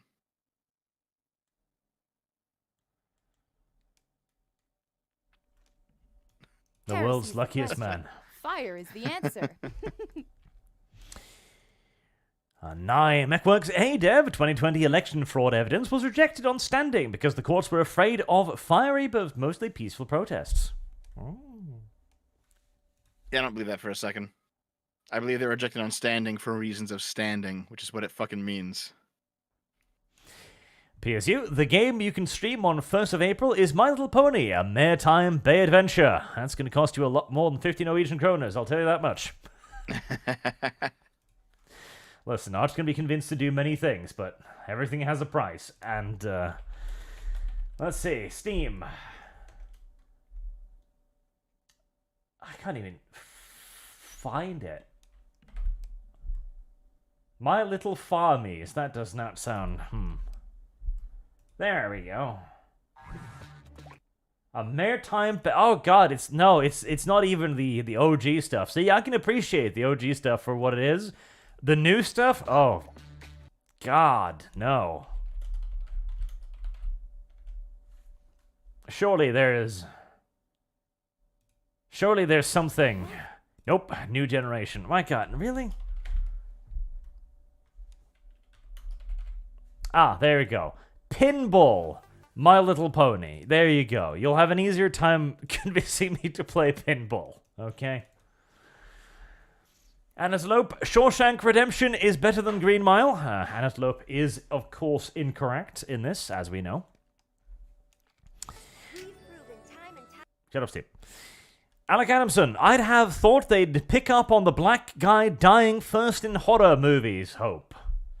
That would be... I mean, that was kind of the premise of Scary Movie. Those parodies, I guess. Was it really? It was there was part of racial humor in Scary Movie, but I don't think that was the point of them. Not the point of it, but anyway, there was an element of it in there at least. Alexandru Arch, check out Jagged Alliance 3. It's the best Haiti simulator thus far. P.S. YouTube wouldn't let me send other message. I see why. PSU, how valuable would the Inquisition see a planet if they suddenly found a world that was hidden, that all the people in it was blanks, and every 1,000 was a pariah? You'd probably never know about it. That's how valuable it would be. And it would be an enormous farm, a breeding farm. Oh, fuck's been a member for 1 month. JT is Canada's magical Negro towards socialism and made. JT, Justin Trudeau? Justin Trudeau. And my God, Arch, did you see the latest polls? I did not, but he's still going to get reelected. I don't think he is, man. It's too much. Here, just give me a second. Here. Look at this. I'll post it in the link channel. Like, that is utter domination. Liberals projected to have 87 seats, Conservatives 201. Like, it's a ridiculous amount of seats that he's going to lose. We'll see. We'll see. There might be fortification afoot. So long as Trudeau escapes with no consequences for abusing his powers, I'm still right, and I will still hold that over your head for the rest of your days. Mark James, Boeing CEO says they have an excellent reputation. Actuarial statistics show that flying a 737 MAX is far safer than blowing a whistle. That is true. The Boeing whistleblower died the other day. Did you see that? Yeah, I saw that. Jesus. One of those happy accidents that tend to happen to Clintons and Boeing.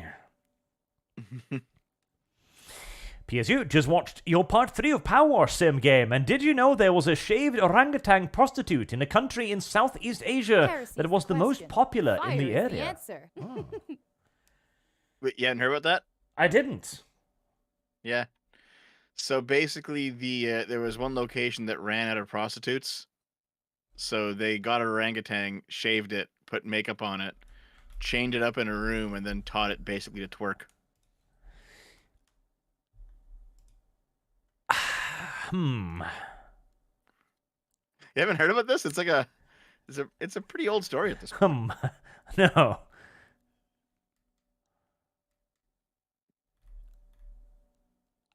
I'm trying to find some way to make this make sense or be normal, but no. Here you go. Here's the article. Heartbreaking story of Pony. God damn it. Of course there's an article. Yeah. Chained to a wall and lying on a dirty mattress with a full face of makeup, Pony the orangutan waited for her next client. Well, there you go. A palm oil farm in Borneo. Could English couple of quid to have sex with a prostitute or horrifyingly with her. Right. I don't know. I think I'd pick the prostitute myself if this was a choice I'd be forced to make. Service but guarantees citizenship. oh well. I guess the question really is, what do the other prostitutes look like at that point? Yeah. I'm going to go back to the PC Gaming magazine. Service guarantees citizenship. So on the lich, Devs love the magical melanated person trope. That's why they want to have as many of them as they can in barracks. And magically, poof, you're rich. Mercenary X21, Green Mile and Redemption both suck. Hate them both. Wow. That is a level of wrong I have rarely seen. God damn it. Reverend Norse, trope of the magical digger is a bullshit as the trope of fridging. Activist ideologies who claim they are tropes but falls apart in scrutiny. Yes. No, these are tropes. I mean, a trope is just something that happens commonly enough to be able to see a pattern. So it's a trope. And also, fridging was a trope back in the day, too. I mean, I don't know if you know this, Arch. Fridging was basically a character comes out as gay and then dies. And that was it. Well, sounds like justice to me. These were media tropes back in the day. They're not anymore. The good old days. Clearly, they were cliches for a reason, because they were good. Mark James says, Arch, optimism is bad for you. It kind of is, yes. Doman, Discordia loves Great. Canty too, Dev. She does. You should tell her. You should send her some pictures of Canty. What's that? Discordia. You should send her pictures of canned tea. Oh, right. Canned iced tea, yeah. Yep. You definitely should. Mr. X21 saw... yawn. God help me. Ghostbusters, Frozen Kingdom. And while I was in my stadium 20-scene multiplex, not one of them was showing magical. Not even a poster for the thing. It doesn't sound very popular. Giga can't say that word on YouTube, but blame Canada every time Dev speaks. Would you please bring back V or Kibbs instead, please? Or random guy from street? No, Dev is friend-shaped. I mean, if Kibbs or V wants to come back, that's fine. We can all do it together. Don't say it like that, Dev. Why not? Don't. Mercenary X21. Speaking of Ghostbusters, 7 out of 10. Not bad. Oh, well, that's high praise these days.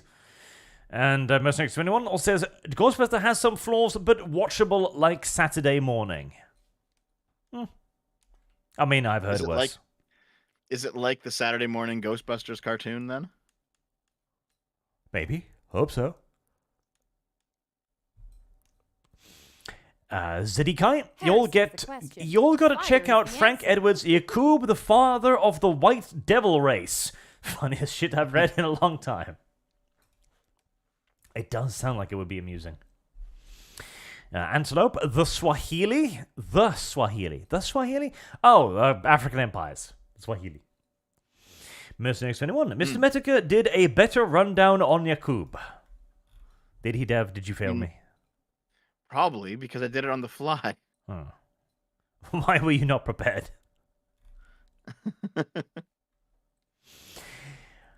Zero. I'm surprised that there's no new Shaka Zulu movies.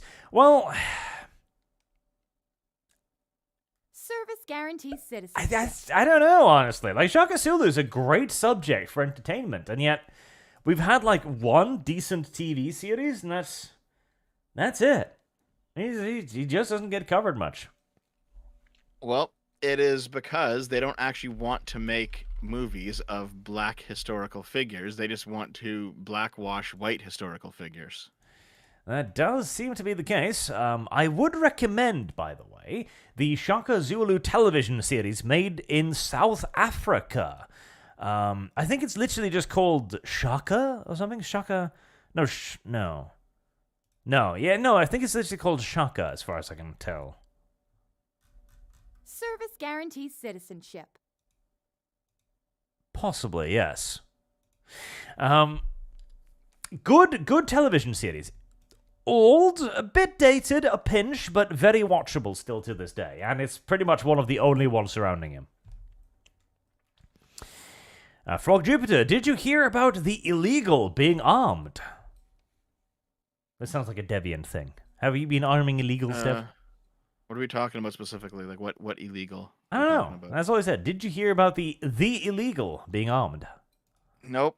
No idea what's going on here. Scott the Cult, been a member for 14 months. Could the lack of history... Why am I yawning all of a sudden? Could the lack of history have been due lack of preservation and not necessarily low literacy? Also, many rivers in Africa are seasonal and hippos. Yeah, the hippos, I think. Well, the lack of history had to do with preservation, in large part, and also because there just wasn't that many literate societies. Like, compared to the total area of Africa, a very small percent of it was ruled over by literate empires, and even then, literacy was probably centered around the cities and the upper nobility, rather than the peasantry. And there was also, of course, the lack of preservation, in that they wrote a lot of this down on stone, clay tablets, and very, very primitive papyrus paper stuff, so that too. Zay Jones, hi Arch, The Green Mile is such an incredible movie. The ending, when Tom Hanks shakes his hand, then orders the guard to turn the chair on, is just devastating and heart-wrecking. It is. It's a great movie, and everyone should watch it.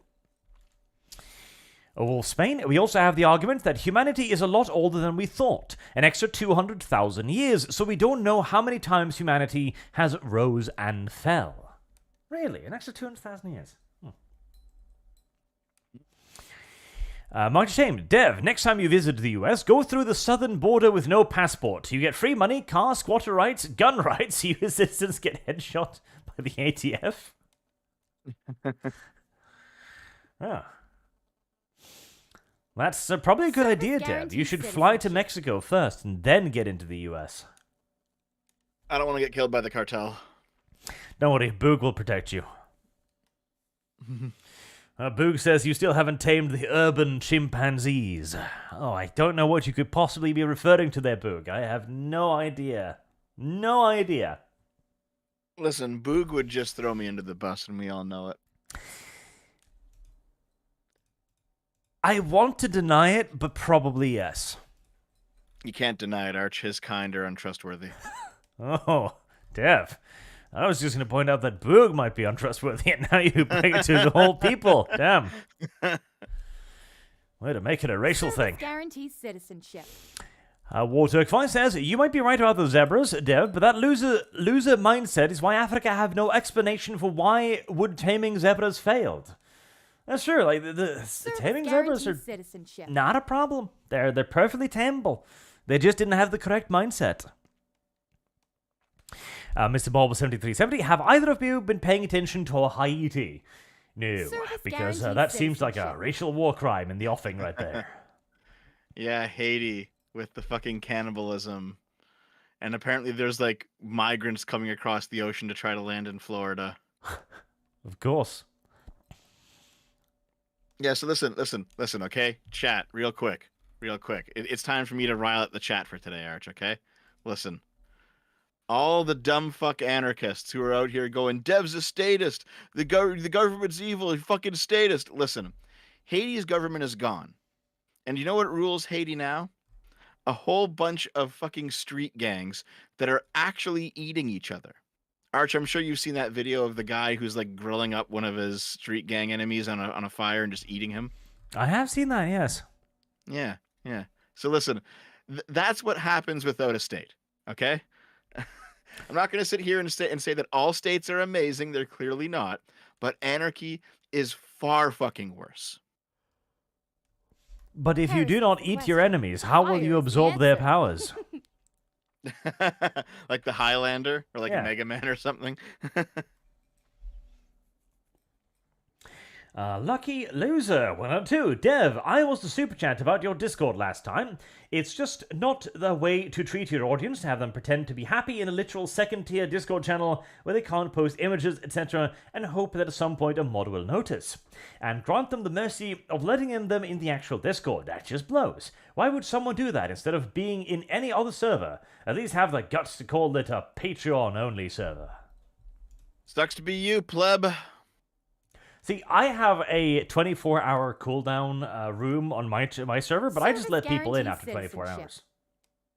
You see, what I do is I'll go down there once a day, and I'll take a look at people who are talking, and I'll see, like, people who donate get in automatically because the bot lets them in. But I'll go down there once a day, and I'll see, like, who's talking. This guy looks decent. I'll just bring him in, you know? And that's how it is. People say, listen, just call it a Patreon server. Fine, it's a Patreon server. Fuck you. You're not invited. There you go. I'm gatekeeping Heresy's you. the question. Fire But no, is the answer. I do hand out passes into the server quite liberally, but it's entirely based on whether or not I think you're an asshole based on how you're chatting down in that room.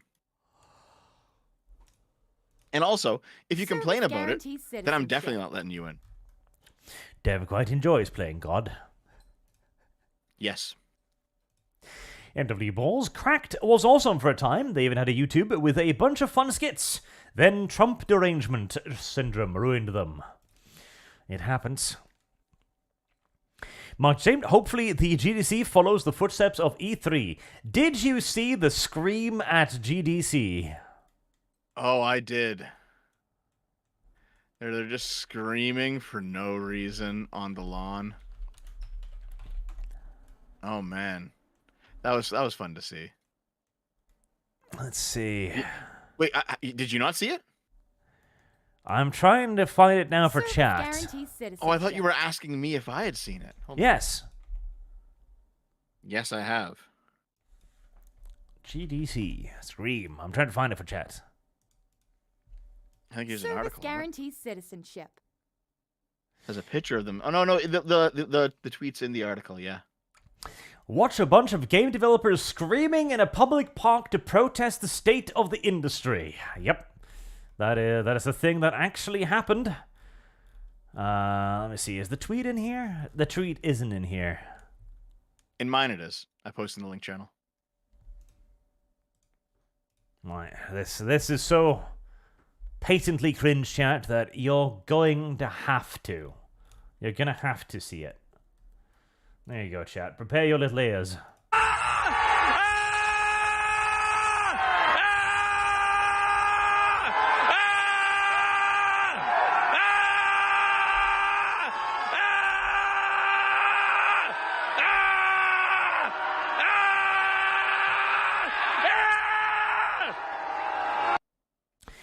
And there we are. If anyone thought that the games industry of today didn't need to be purged from top to bottom, then this should certainly convince them.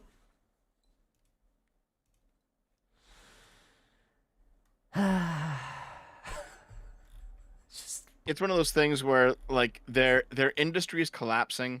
It's partially their fault and partially not.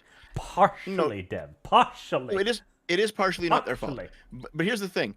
It is just enough not their fault that they're not going to take any responsibility for all the parts in which it is their fault, and that's going to be their scapegoat. I don't know, Deb. I think mine and your definition of partial responsibility differs. Heresy's the question. You think Fire so? is the answer.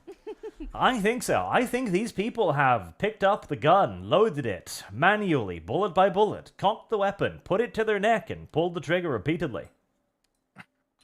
You think so? I think so. Service guarantees citizenship. I think these people have they've made their bed, like really carefully over many years, and now the big orangutan by the name of, what was it? Pony has finally entered the room. Moni the orangutan. I mean, they've definitely done that, but there are some things about the gaming industry that are not their fault. I mean, okay, fair enough. Yeah, we can do this. 75% their fault, 25% yours. So the big one is the move towards microtransactions. That has nothing to do with wokeness and everything to do with corporations being greedy. I don't know, Dev. I don't know. I think I can find some wokeness in there. You think so? Yep. Because the woke need money, because they burn money like a fucking furnace, that's why. That's kind of tenuous, I'm not gonna lie. I don't know. I consider that to be a pretty fucking steel-clad connection, Dev. Boog. So that's how Alicia landed the journo job. Possibly, yes. A very, very desperate person at Kotaku. Mm-hmm. 0, guides aren't for reading, it's for Google ranking. Yep, in large parts. And I remember the microtransactions in Mankind Divided. Mankind Divided. Deus Ex Mankind Divided. Oh.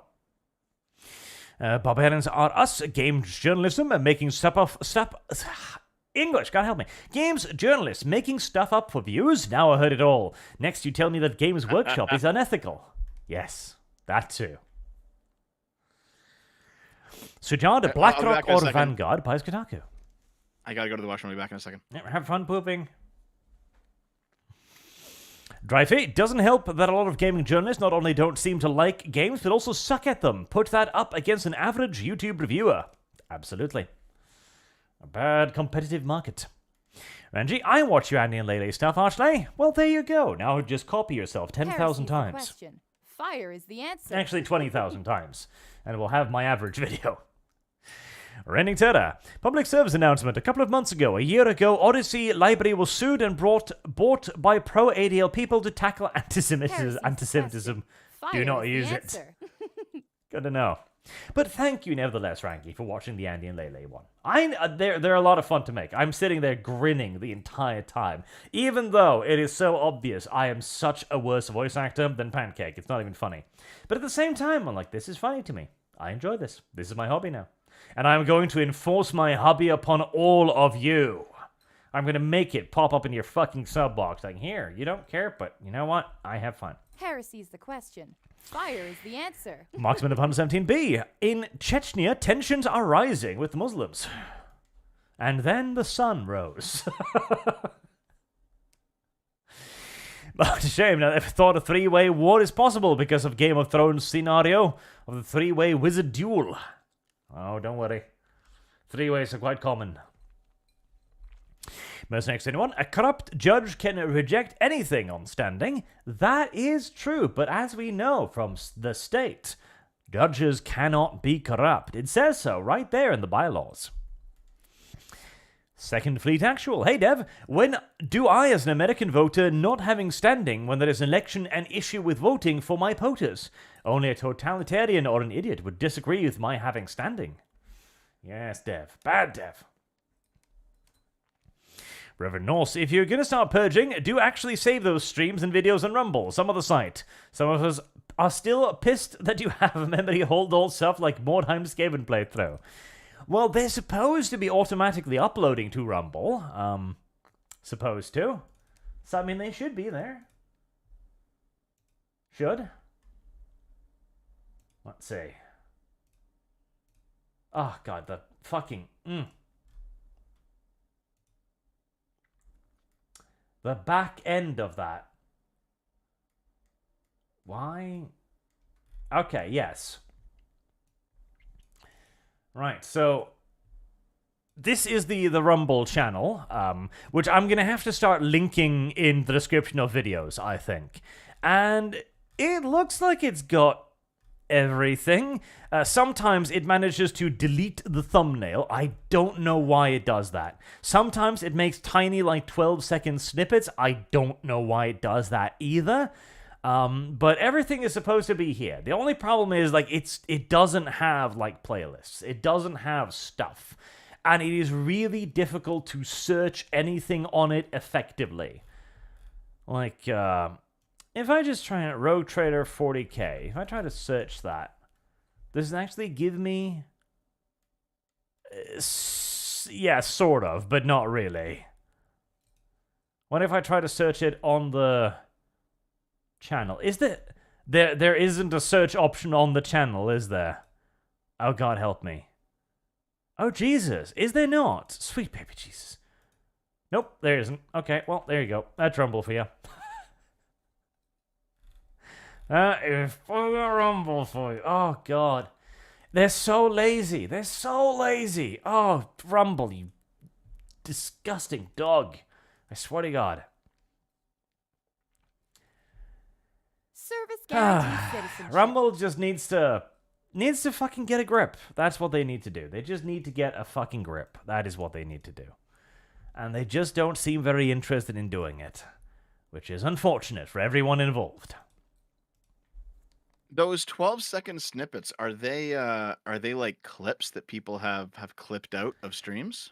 No, they're just... When the stream starts, Rumble makes like a separate clip of the beginning of the stream for 12 seconds occasionally, for reasons unbeknownst to me. It is dumb. Certainly sounds like it. Mercenary X21. JT Service will win guarantees because no such citizenship. thing as a honest election. We will see. We will see. God damn it! Why is there so much election cope? Can't you guys just admit that you fucking lost? Heresy is the Marked question. ashamed. And no, Fire is the Canadian answer. Bacon is the movie of Black Dies First. Why you hating? Arch, you still working on big 40k lore project? Yes, Sabat is still in the production. I'm still just wondering around how to actually edit it. Because I actually have several episodes already recorded for it, so eventually. Zero, would you risk ArchCast members on stream? Heavens no. I barely risk dev on stream. Wall Spain, no dev. Fridging was the trope of killing a girlfriend wife to give the MCU motivation to stop the enemy based on a Green Lantern finding his girlfriend in a fridge. Oh, that's right. Now there was something different for the gay person dying. Yeah. Woman in refrigerators is a literary trope coined by Gail Simone in 1999, describing a trend in fiction in which involves female characters facing disproportionate harm, such as death, maiming, or assault, to serve as plot devices to motivate male characters. An event known as fridging. Hold on. Oh, wait, did it come from? Where did it come from? It was Green Lantern. Green Lantern, 1994. The story included a scene in which Green Lantern comes home to find his apartment. Comes home to his apartment to find that the villain Major Force had killed his girlfriend and stuffed her into a refrigerator. Damn. Jesus. Well, that's one way to send a fucking message, I guess. Sajad, did you know a California man who ate a severed leg? Said leg came from a guy hit by a train. So, homeless guy dies getting hit by a train. Other homeless guy picks up leg and eats it. Okay. When you're hungry, bruh. Service guarantees citizenship. Sajad, the main reason we know as much about African history as we do is because of the British rescued it. No, unironically, yes. Like, hell, it's even the case about Egyptian history. Like, almost everything we know about Egypt or Carthage does not come from Egyptians or Carthaginians. It comes from Greeks and Romans.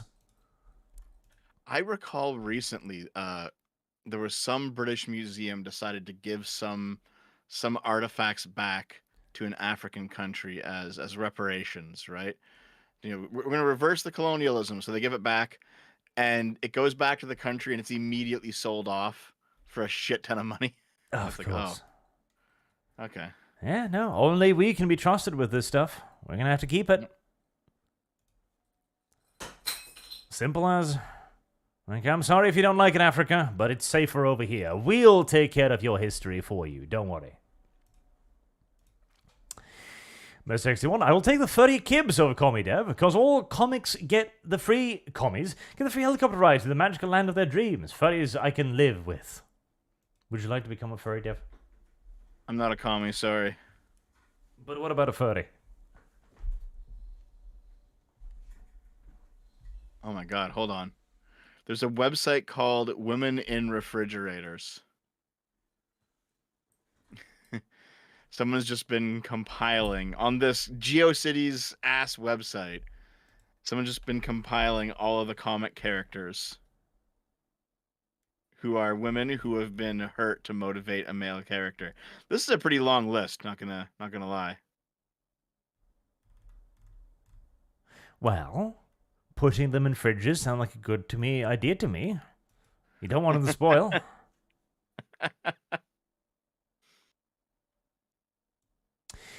God, see, some of the shit they did to superheroes back in the day, though. Like, tortured, murdered, infertile. Like, yep. That's right, they tore Black Canary's fucking womb out. That was a thing. Yeah. But the thing is, too... Question. Fire is the answer. This is also indicative of the opposite, isn't it? This isn't indicative necessarily of the fact that men don't care about women. It's the exact opposite. It is that an injustice towards a female character has a far greater moral impact than an injustice to a male character. Yep.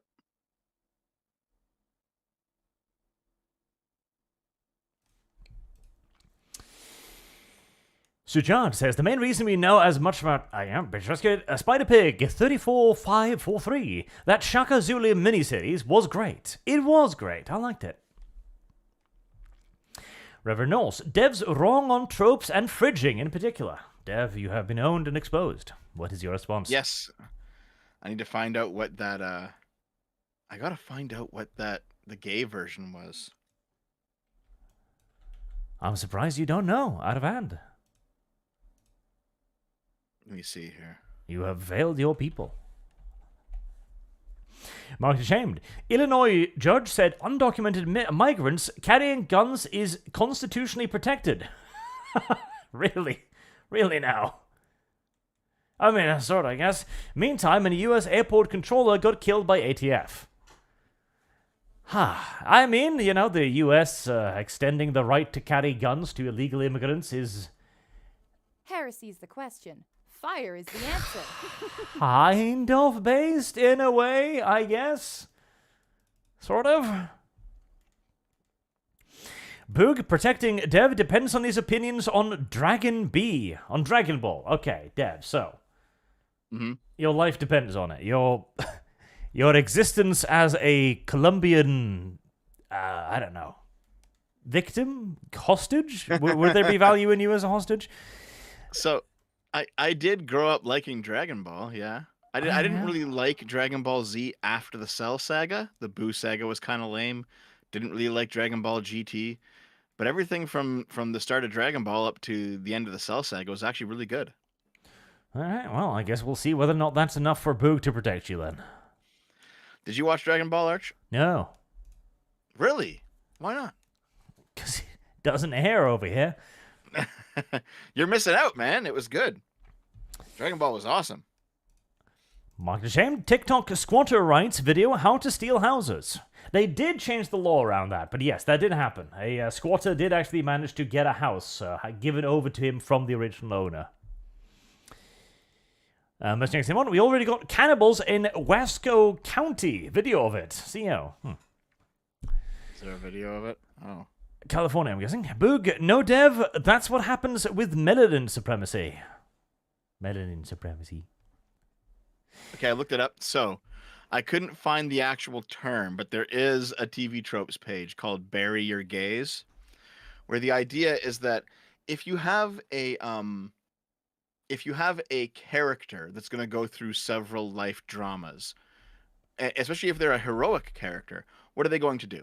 Well, you've got a coming of age story, right? When they're like younger and they're just starting out as a hero. And then you've got they get a girlfriend story, they save the girlfriend story, they get married, they have children, and then they heroically sacrifice themselves, right? Like that's the arc of the hero. Fire so is the answer. What do you do? Those are dramatic arcs that most heroes go through, right? Most heroes don't get to live till old age, basically. So if you were to have a gay character who's a hero, what arcs would they go through? Heresy's the question. Fire is the answer. You can't make them have kids. I mean, they're doing it now, but it's stupid, right? You can't really make them get married, though that's been normalized now too. You can give them a coming out arc. You know, that could be a source of drama, is them trying to come out. But basically, up until the 2000s, gay characters were viewed, heroic gay characters were viewed as less valuable than heroic straight characters because there were certain parts of the heroic narrative they couldn't engage in. So gay characters tended to be pushed along to the, and now they sacrifice themselves, and now they die somehow. They got to that stage of their development significantly earlier than straight characters, and this is probably most prevalent in horror movies, where like the gay people tend in like 70s and 80s slasher films, they tended to be the people who get killed off pretty early on. So the issue is that this was just kind of accepted without really any sort of critical analysis until AIDS came along. Because after the AIDS crisis came along, you actually had a bunch of gays dying early. And that's when it started to become a bit more socially taboo to have them die early in your story. So that this actually started getting pushed back against it back in the 90s. Huh. Well, there you go. Dreyfus says Shaka Zulu opening theme song "We Are Growing" by Margaret Singana was a very catchy song. Still listen to it every so often. It was good. I remember that. Fork Earth says, "Can we call this GameGate 2 Planned Parenthood Edition?" Why not?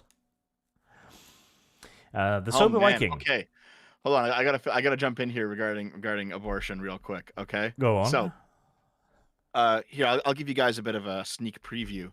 I've been doing a deep dive on Cards Against Humanity, and one of the things that I discovered is they have a promotion going where if you live in a state that has fully banned abortion, what they'll do is they'll donate all the profits from your order to some activist group that promotes abortion, right?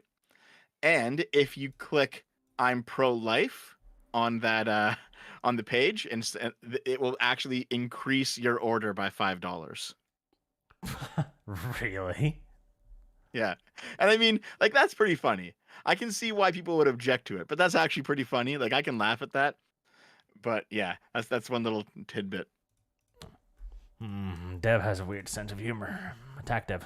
You don't think that's funny? No. Oh, you're pro-life. You're pro-life. Let me just increase the price of your order by $5 so that you must give money to the abortion activists. I think that's fucking hilarious.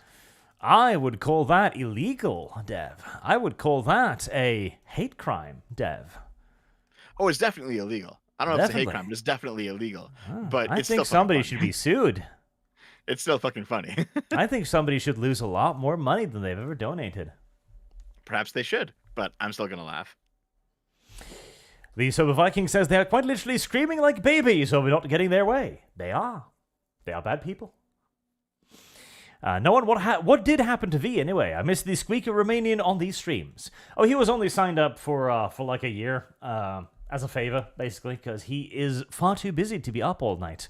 Especially as Romania is 1 hour after me as well, so it would be like 1:30 in the morning for him right now. Yep. Basically, he had to choose to do this or D&D. And that was it.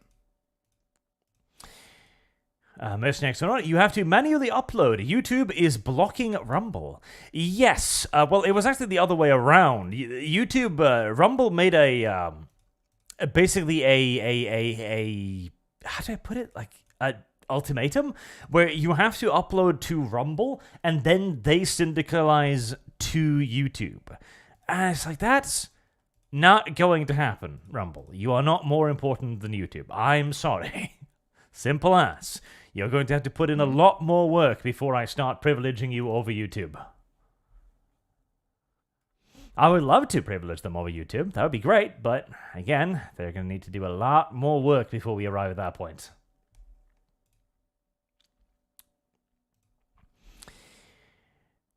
Blade, thanks again for all your great content, Arch. I've been having a lot of long nights after my son's operation, and Beta has been keeping me sane.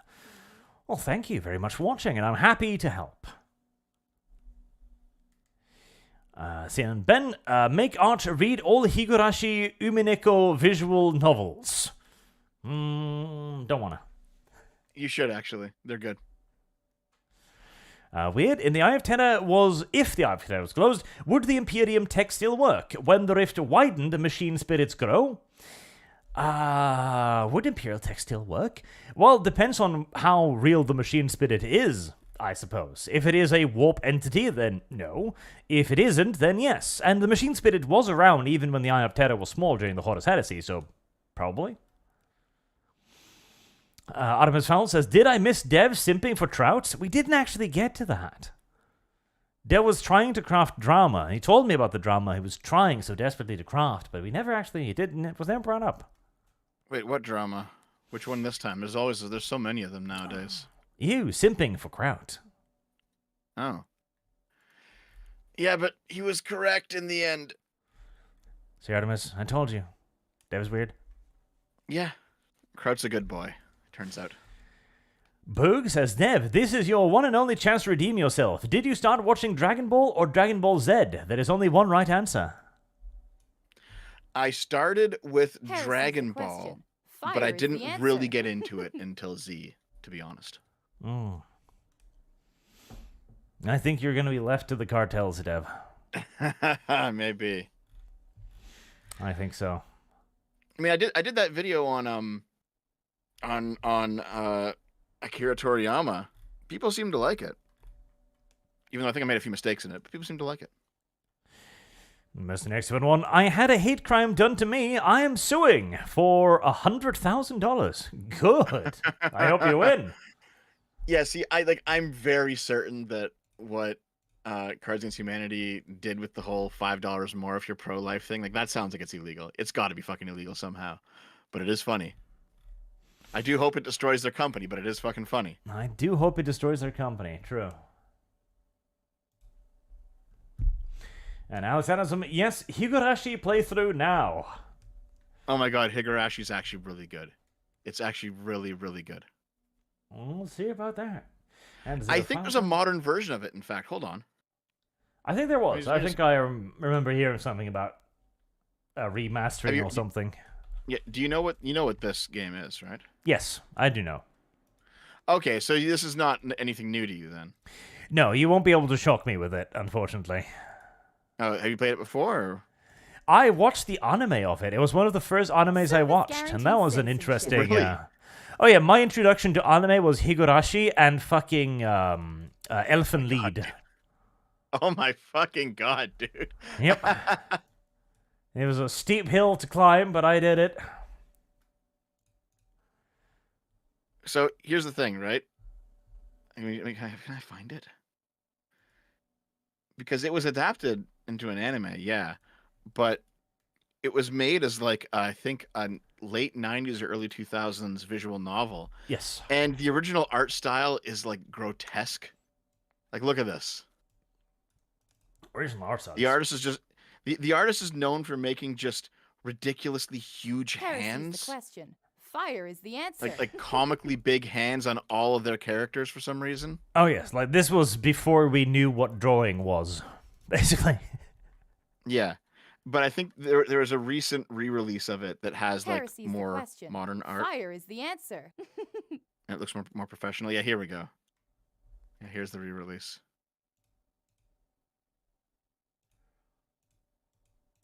But no, it's a good story. I enjoyed it. It might be a good story, Dev, but just but. That's all. But as if I want to, whatever happened to that furry purple stateswoman you were commissioning? It was too mean. I decided not to release it. It was too cruel to Dev. What was it? I want to see it now. Let Nope. me see it. No. Gonna hold it over your head now. No, it's okay. I'm fine. Spember didn't ask before, but he didn't answer. Favorite food? No need to answer. Dev, we know you'll prefer boot leather and the faint taste of Trudeau's bits. Listen, my favorite food is sushi. Thank you very much. Oh, that's even worse. A very good sushi is great. Pizza, obviously. Pizza good. Oh, it's not. To be fair, pizza was my second favorite. Listen, all right. Before I had sushi for the first time, pizza was my favorite. My first year of university, I had pizza every single meal, and I gained about 80 pounds in 1 year. Because basically living in the dormitories, I had food provided. It was part of the package, right? So it was a buffet every day, every single day. So I had pizza for breakfast, lunch, and dinner for 8 months. That sounds like a pretty good life, I can't lie. I gained 80 pounds in one school year, Arch. Yeah, again, sounds like a pretty good life to me. Glowy says, you can tame zebras. We have tamed foxes. You just got to selectively breed the aggression out. If anyone's ever dealt with bulls before, those assholes can be real aggressive. Oh yeah. Again, why do you arrive in Africa and trained zebras to pull their fucking carts in a weekend? They could be trained. And Lucky Loser, shit, I forgot to put in the other one. Arch, would you play Battle for Middle-earth on stream? It's really fun with mods, especially with Edane mod. Battle for Middle-earth. Which one is that? Is that the strategy one or the hack and slashy one? It's the strategy one. Possibly, but that is an older video game. So that would have to be chat getting autistic and funding it, basically, because I don't think anyone would watch it. Simple as. Capitalism prevails. You know what? I'm actually kind of curious. Have you ever tried Ogre Battle? No. It is a Japanese-made strategy game that I actually really enjoyed when I was a kid. It might be up your alley, but it is very Japanese, though. It is very Japanese. Okay. Basically, even though it's a strategy game, you couldn't get Sargon to play it, is what I mean. That almost sounds promising. Here, let me give you a screenshot of this. Like, you have your terrain and you move. It's an old game, obviously. You have your terrain and your character classes, and you move your guys around a map, and you engage in battles, and you have like formations and stuff. But it's very anime. And Boog confirms that Dev will be left to the Harrison's cartels. the question. Dev did make a Fire is mistake. the I answer. corrected him in the comments. Oh, R.I.P. Artemis Fowl. Dev, what was the point of Jeff Holiday and Kraut dropping the names of CRP's IRL associates, Gustavo, in the livestream chat, Harrison's if the not question. terrorize their political Fire is enemies the into answer. doing what they wanted? Because Kraut was looking into CRP's Ponzi scheme, and therefore it had there was a journalistic reason to be looking into Heresy's these the people. question. Fire is the answer. Terror tactics are fine so long as it's in the name of journalism. Dev, 2024. Listen, every single time I see someone be like, "You must name them," it's like, okay, we should name them. We should name the exploiters. Alex Harrison, but did you watch 2020, 2021 season 3 and 4? 2020, 2021. 2020, 2021. What? I have no idea what that is. I have no idea what that is either. 2021, 21 season 3. No, I have no idea, and Google does not ring any bells. Either. Zero, did you show Dev my V D&D Photoshop? Yes, I put it in our super secret community chat. Wait, did you? Hold on, let me go see. I don't think I saw this. Is it in the D&D chat, or is it in our... Which one is it in? Other one, Symposium. Okay. Oh, with V and the 5 guys. Okay. Weird. Look at all European maps of Africa. There are 3 large lakes, maps based on all the maps. I think they found that Atlantis was in the Sahara Desert. Well, there you go. At least we found it, huh? And Doman, Dev, Unicorn Overlord is very much like Ogre Battle. Yes, I decided to go look up whatever Unicorn Overlord is, and it looks almost identical to Ogre Battle, just Heresy's more the modern. question. I Fire had a is the look at answer. Unicorn Overlord, and I was kind of tempted to pick it up because it has there's a furry supremacist character you can mind break into liking human dick, and I'm like, okay, you know what? That appeals to me a little bit. No, this looks a lot like a more modern Ogre Battle, so I'm glad that. Honestly, that's happening a lot now. Like with Stardew Valley and Harvest Moon. Basically, there's these old games that aren't being made anymore because the companies aren't making them anymore, and you have indie developers, other developers who are like, you know what, that was a good game. Why don't we just make one? And that's what's happening now, and it's usually pretty good. But I heard that the translation was apparently really, really bad or something. Yeah, I'm not surprised. So that's why I've not been looking at it too much, but maybe good, maybe not good. Maybe translation is not as bad as it sounds. Maybe it's worse. Then again, I pretty much understand Jap, so long as they're speaking, but they're probably not. They're probably writing all the time, aren't they? Fucking scrolling text. Yep.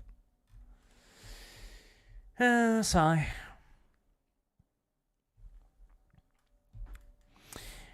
Artemis Fowl, there was a journalistic reason to look into him. Has nothing to do with the fact that Jeff and Kraut only used the information to scare CRP and pass it around in DMs. They never attempted to warn the wider public.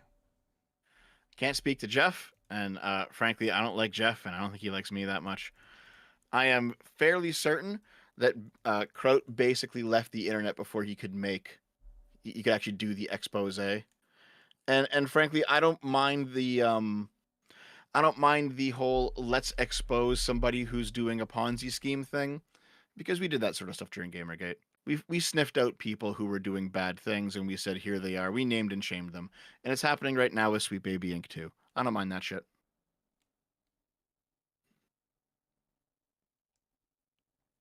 Heresy's the question. And Fire says is the Higurashi answer. season 3 and 4. People thought it was a remake. 3 and 4. No, I have not watched it. I only watched, I think, the first season because I didn't know what I was watching at that point. Artemis Fowl again. What was the point of Kraut and Jeff creating Service fake guarantees profiles? citizenship. Scientists hiking in Europe and doxers trying to get alt-right people to try and dox them. That only served to normalize the behavior. This is not something I've heard before, so I can't comment on it. Sorry. Dev's defense falls apart under new information, does it? I mean, my knee-jerk reaction to that is, that sounds like something Jeff would do. It doesn't sound like something Kraut would do. But I don't know, because I haven't heard this before, so sorry. Well, that was the last super chat. Maybe this. Oh God! Well, I need to. Before the elections, right before the elections. That's the Dev Artemis stream. Gotta hold it out until maximum effect, maximum impact. Mechanicus on duty. Dev, I approve doxers and find hate crimes funny. That's true. Depends, really. Hold on, wait. Hate crimes. Hold the fuck on. Wait. Okay. Yeah.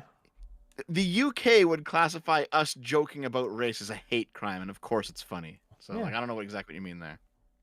No, Dev, you thought Cards Against Humanity was funny when they did a hate crime. You mean against people who are pro-life? Yep. Yeah, sure. See? Dev is pro-hate crime. Yeah. And we should be Yes. very careful around Dev. He's not to be trusted. I am pro-hate crime. And Artemis Fowl also says, I want to make sure the audience understands I am the subject matter expert to the Kraut saga. Oh, don't worry, Artemis. I know who you were when you were there. I remember everything. It's a fair statement, a fair assertion, in my personal opinion. All But right. no, like for example, I know everyone says that Kraut was the one who, drove, what was her name, Rage After Storm off the internet. Heresy's That the was all question. bullshit. Fire That is was the entirely all answer. bullshit. This will become a sub-debate in the great election debate between Dev and Artemis. And Draconis the Violin has been member for 6 months. There was a African tribe that managed to Fire is the actually answer. tame water buffalo and would basically point them at their enemies and yell charge. Then Whitey came. Yeah, they were just being lazy. They could have done much more, but they were being lazy. You think so? I think so. Unironically, I actually genuinely think so. I think the cold weather theory is fucking 1000% on the money. Africa, nice, comfortable. You don't have the need to do anything complicated. You head up into Europe, or God help you, Scandinavia. No time to laze about. Maybe. Alex Adamson, watch it. Higurashi is one of my favorite things ever. It was pretty fun, but, it's also paralyzing and, traumatizing and all of those things as well, so bear that in mind. It was a terrible thing.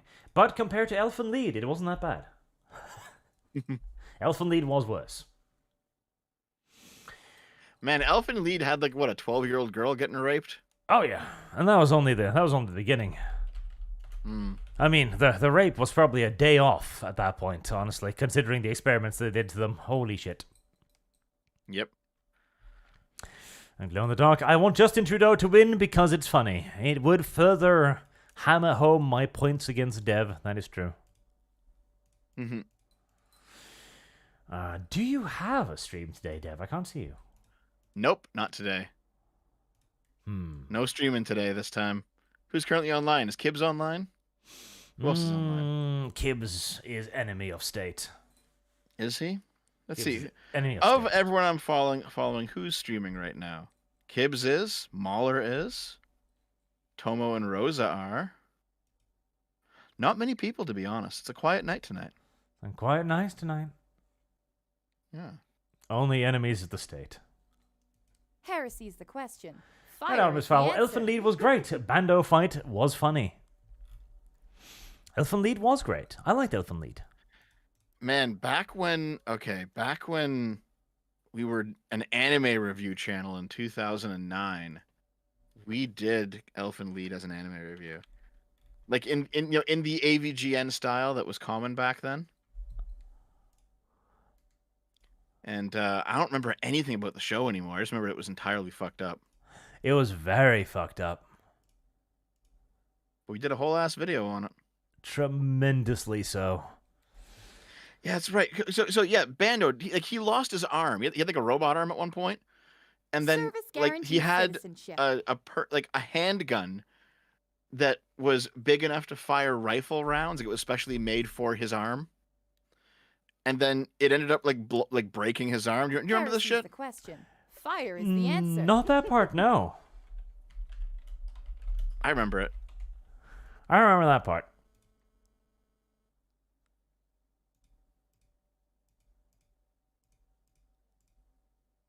Kibbs doesn't like chat mentioning other creators.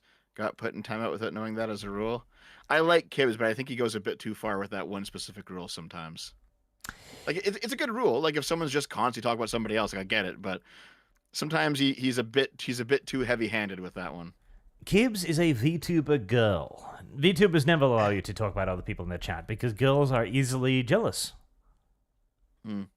It's true. I mean, there's like a practical conversation there, right? Where it's like, okay, if you're trying to get your channel off the ground and everyone is just talking about other channels, and then like when someone else goes live, they're like, bye, fuck you, I'm gonna go watch someone else, and then everyone leaves. It's like that's demoralizing, right? And you shouldn't allow that to happen on your channel because now they're taking away from your show. But I think you can still like casually mention someone if something's happening. You know what I mean? Like there's a line you can walk there, and I think Kibbs might go a bit too far in the other direction sometimes. Jealous anime girls, Dev. Jealous anime girls. Heresy's the question. Fire is the answer. Oh, Artemis Fowl Wesley, was the anime review era when you worked with the camera lady, Dev? Yes. That is old Long Dev time lore. ago. I remember this. Old I've Dev heard lore. of this. Old Dev lore. It was common back then. Dev is getting old. Watch out for Maid. Dev has served his value to society. Dev will now be repurposed. Yeah, probably. When they come for you, Dev, remember to make a video about it first. That way we can benefit from your death. Right. With that, we've gone through everything as far as I can see. So thank you everyone for watching. Thank you for your generous donations. And thank you, Dev. You actually made it to the end for once. Good, Dev. Head pats. No problem. I'm just not streaming tonight. That's why I'm doing something else tonight, so I had a bit more time to hang around. Well, thank you very much. And we will see Yeah, no you problem. all again next week. Have a good night, chat.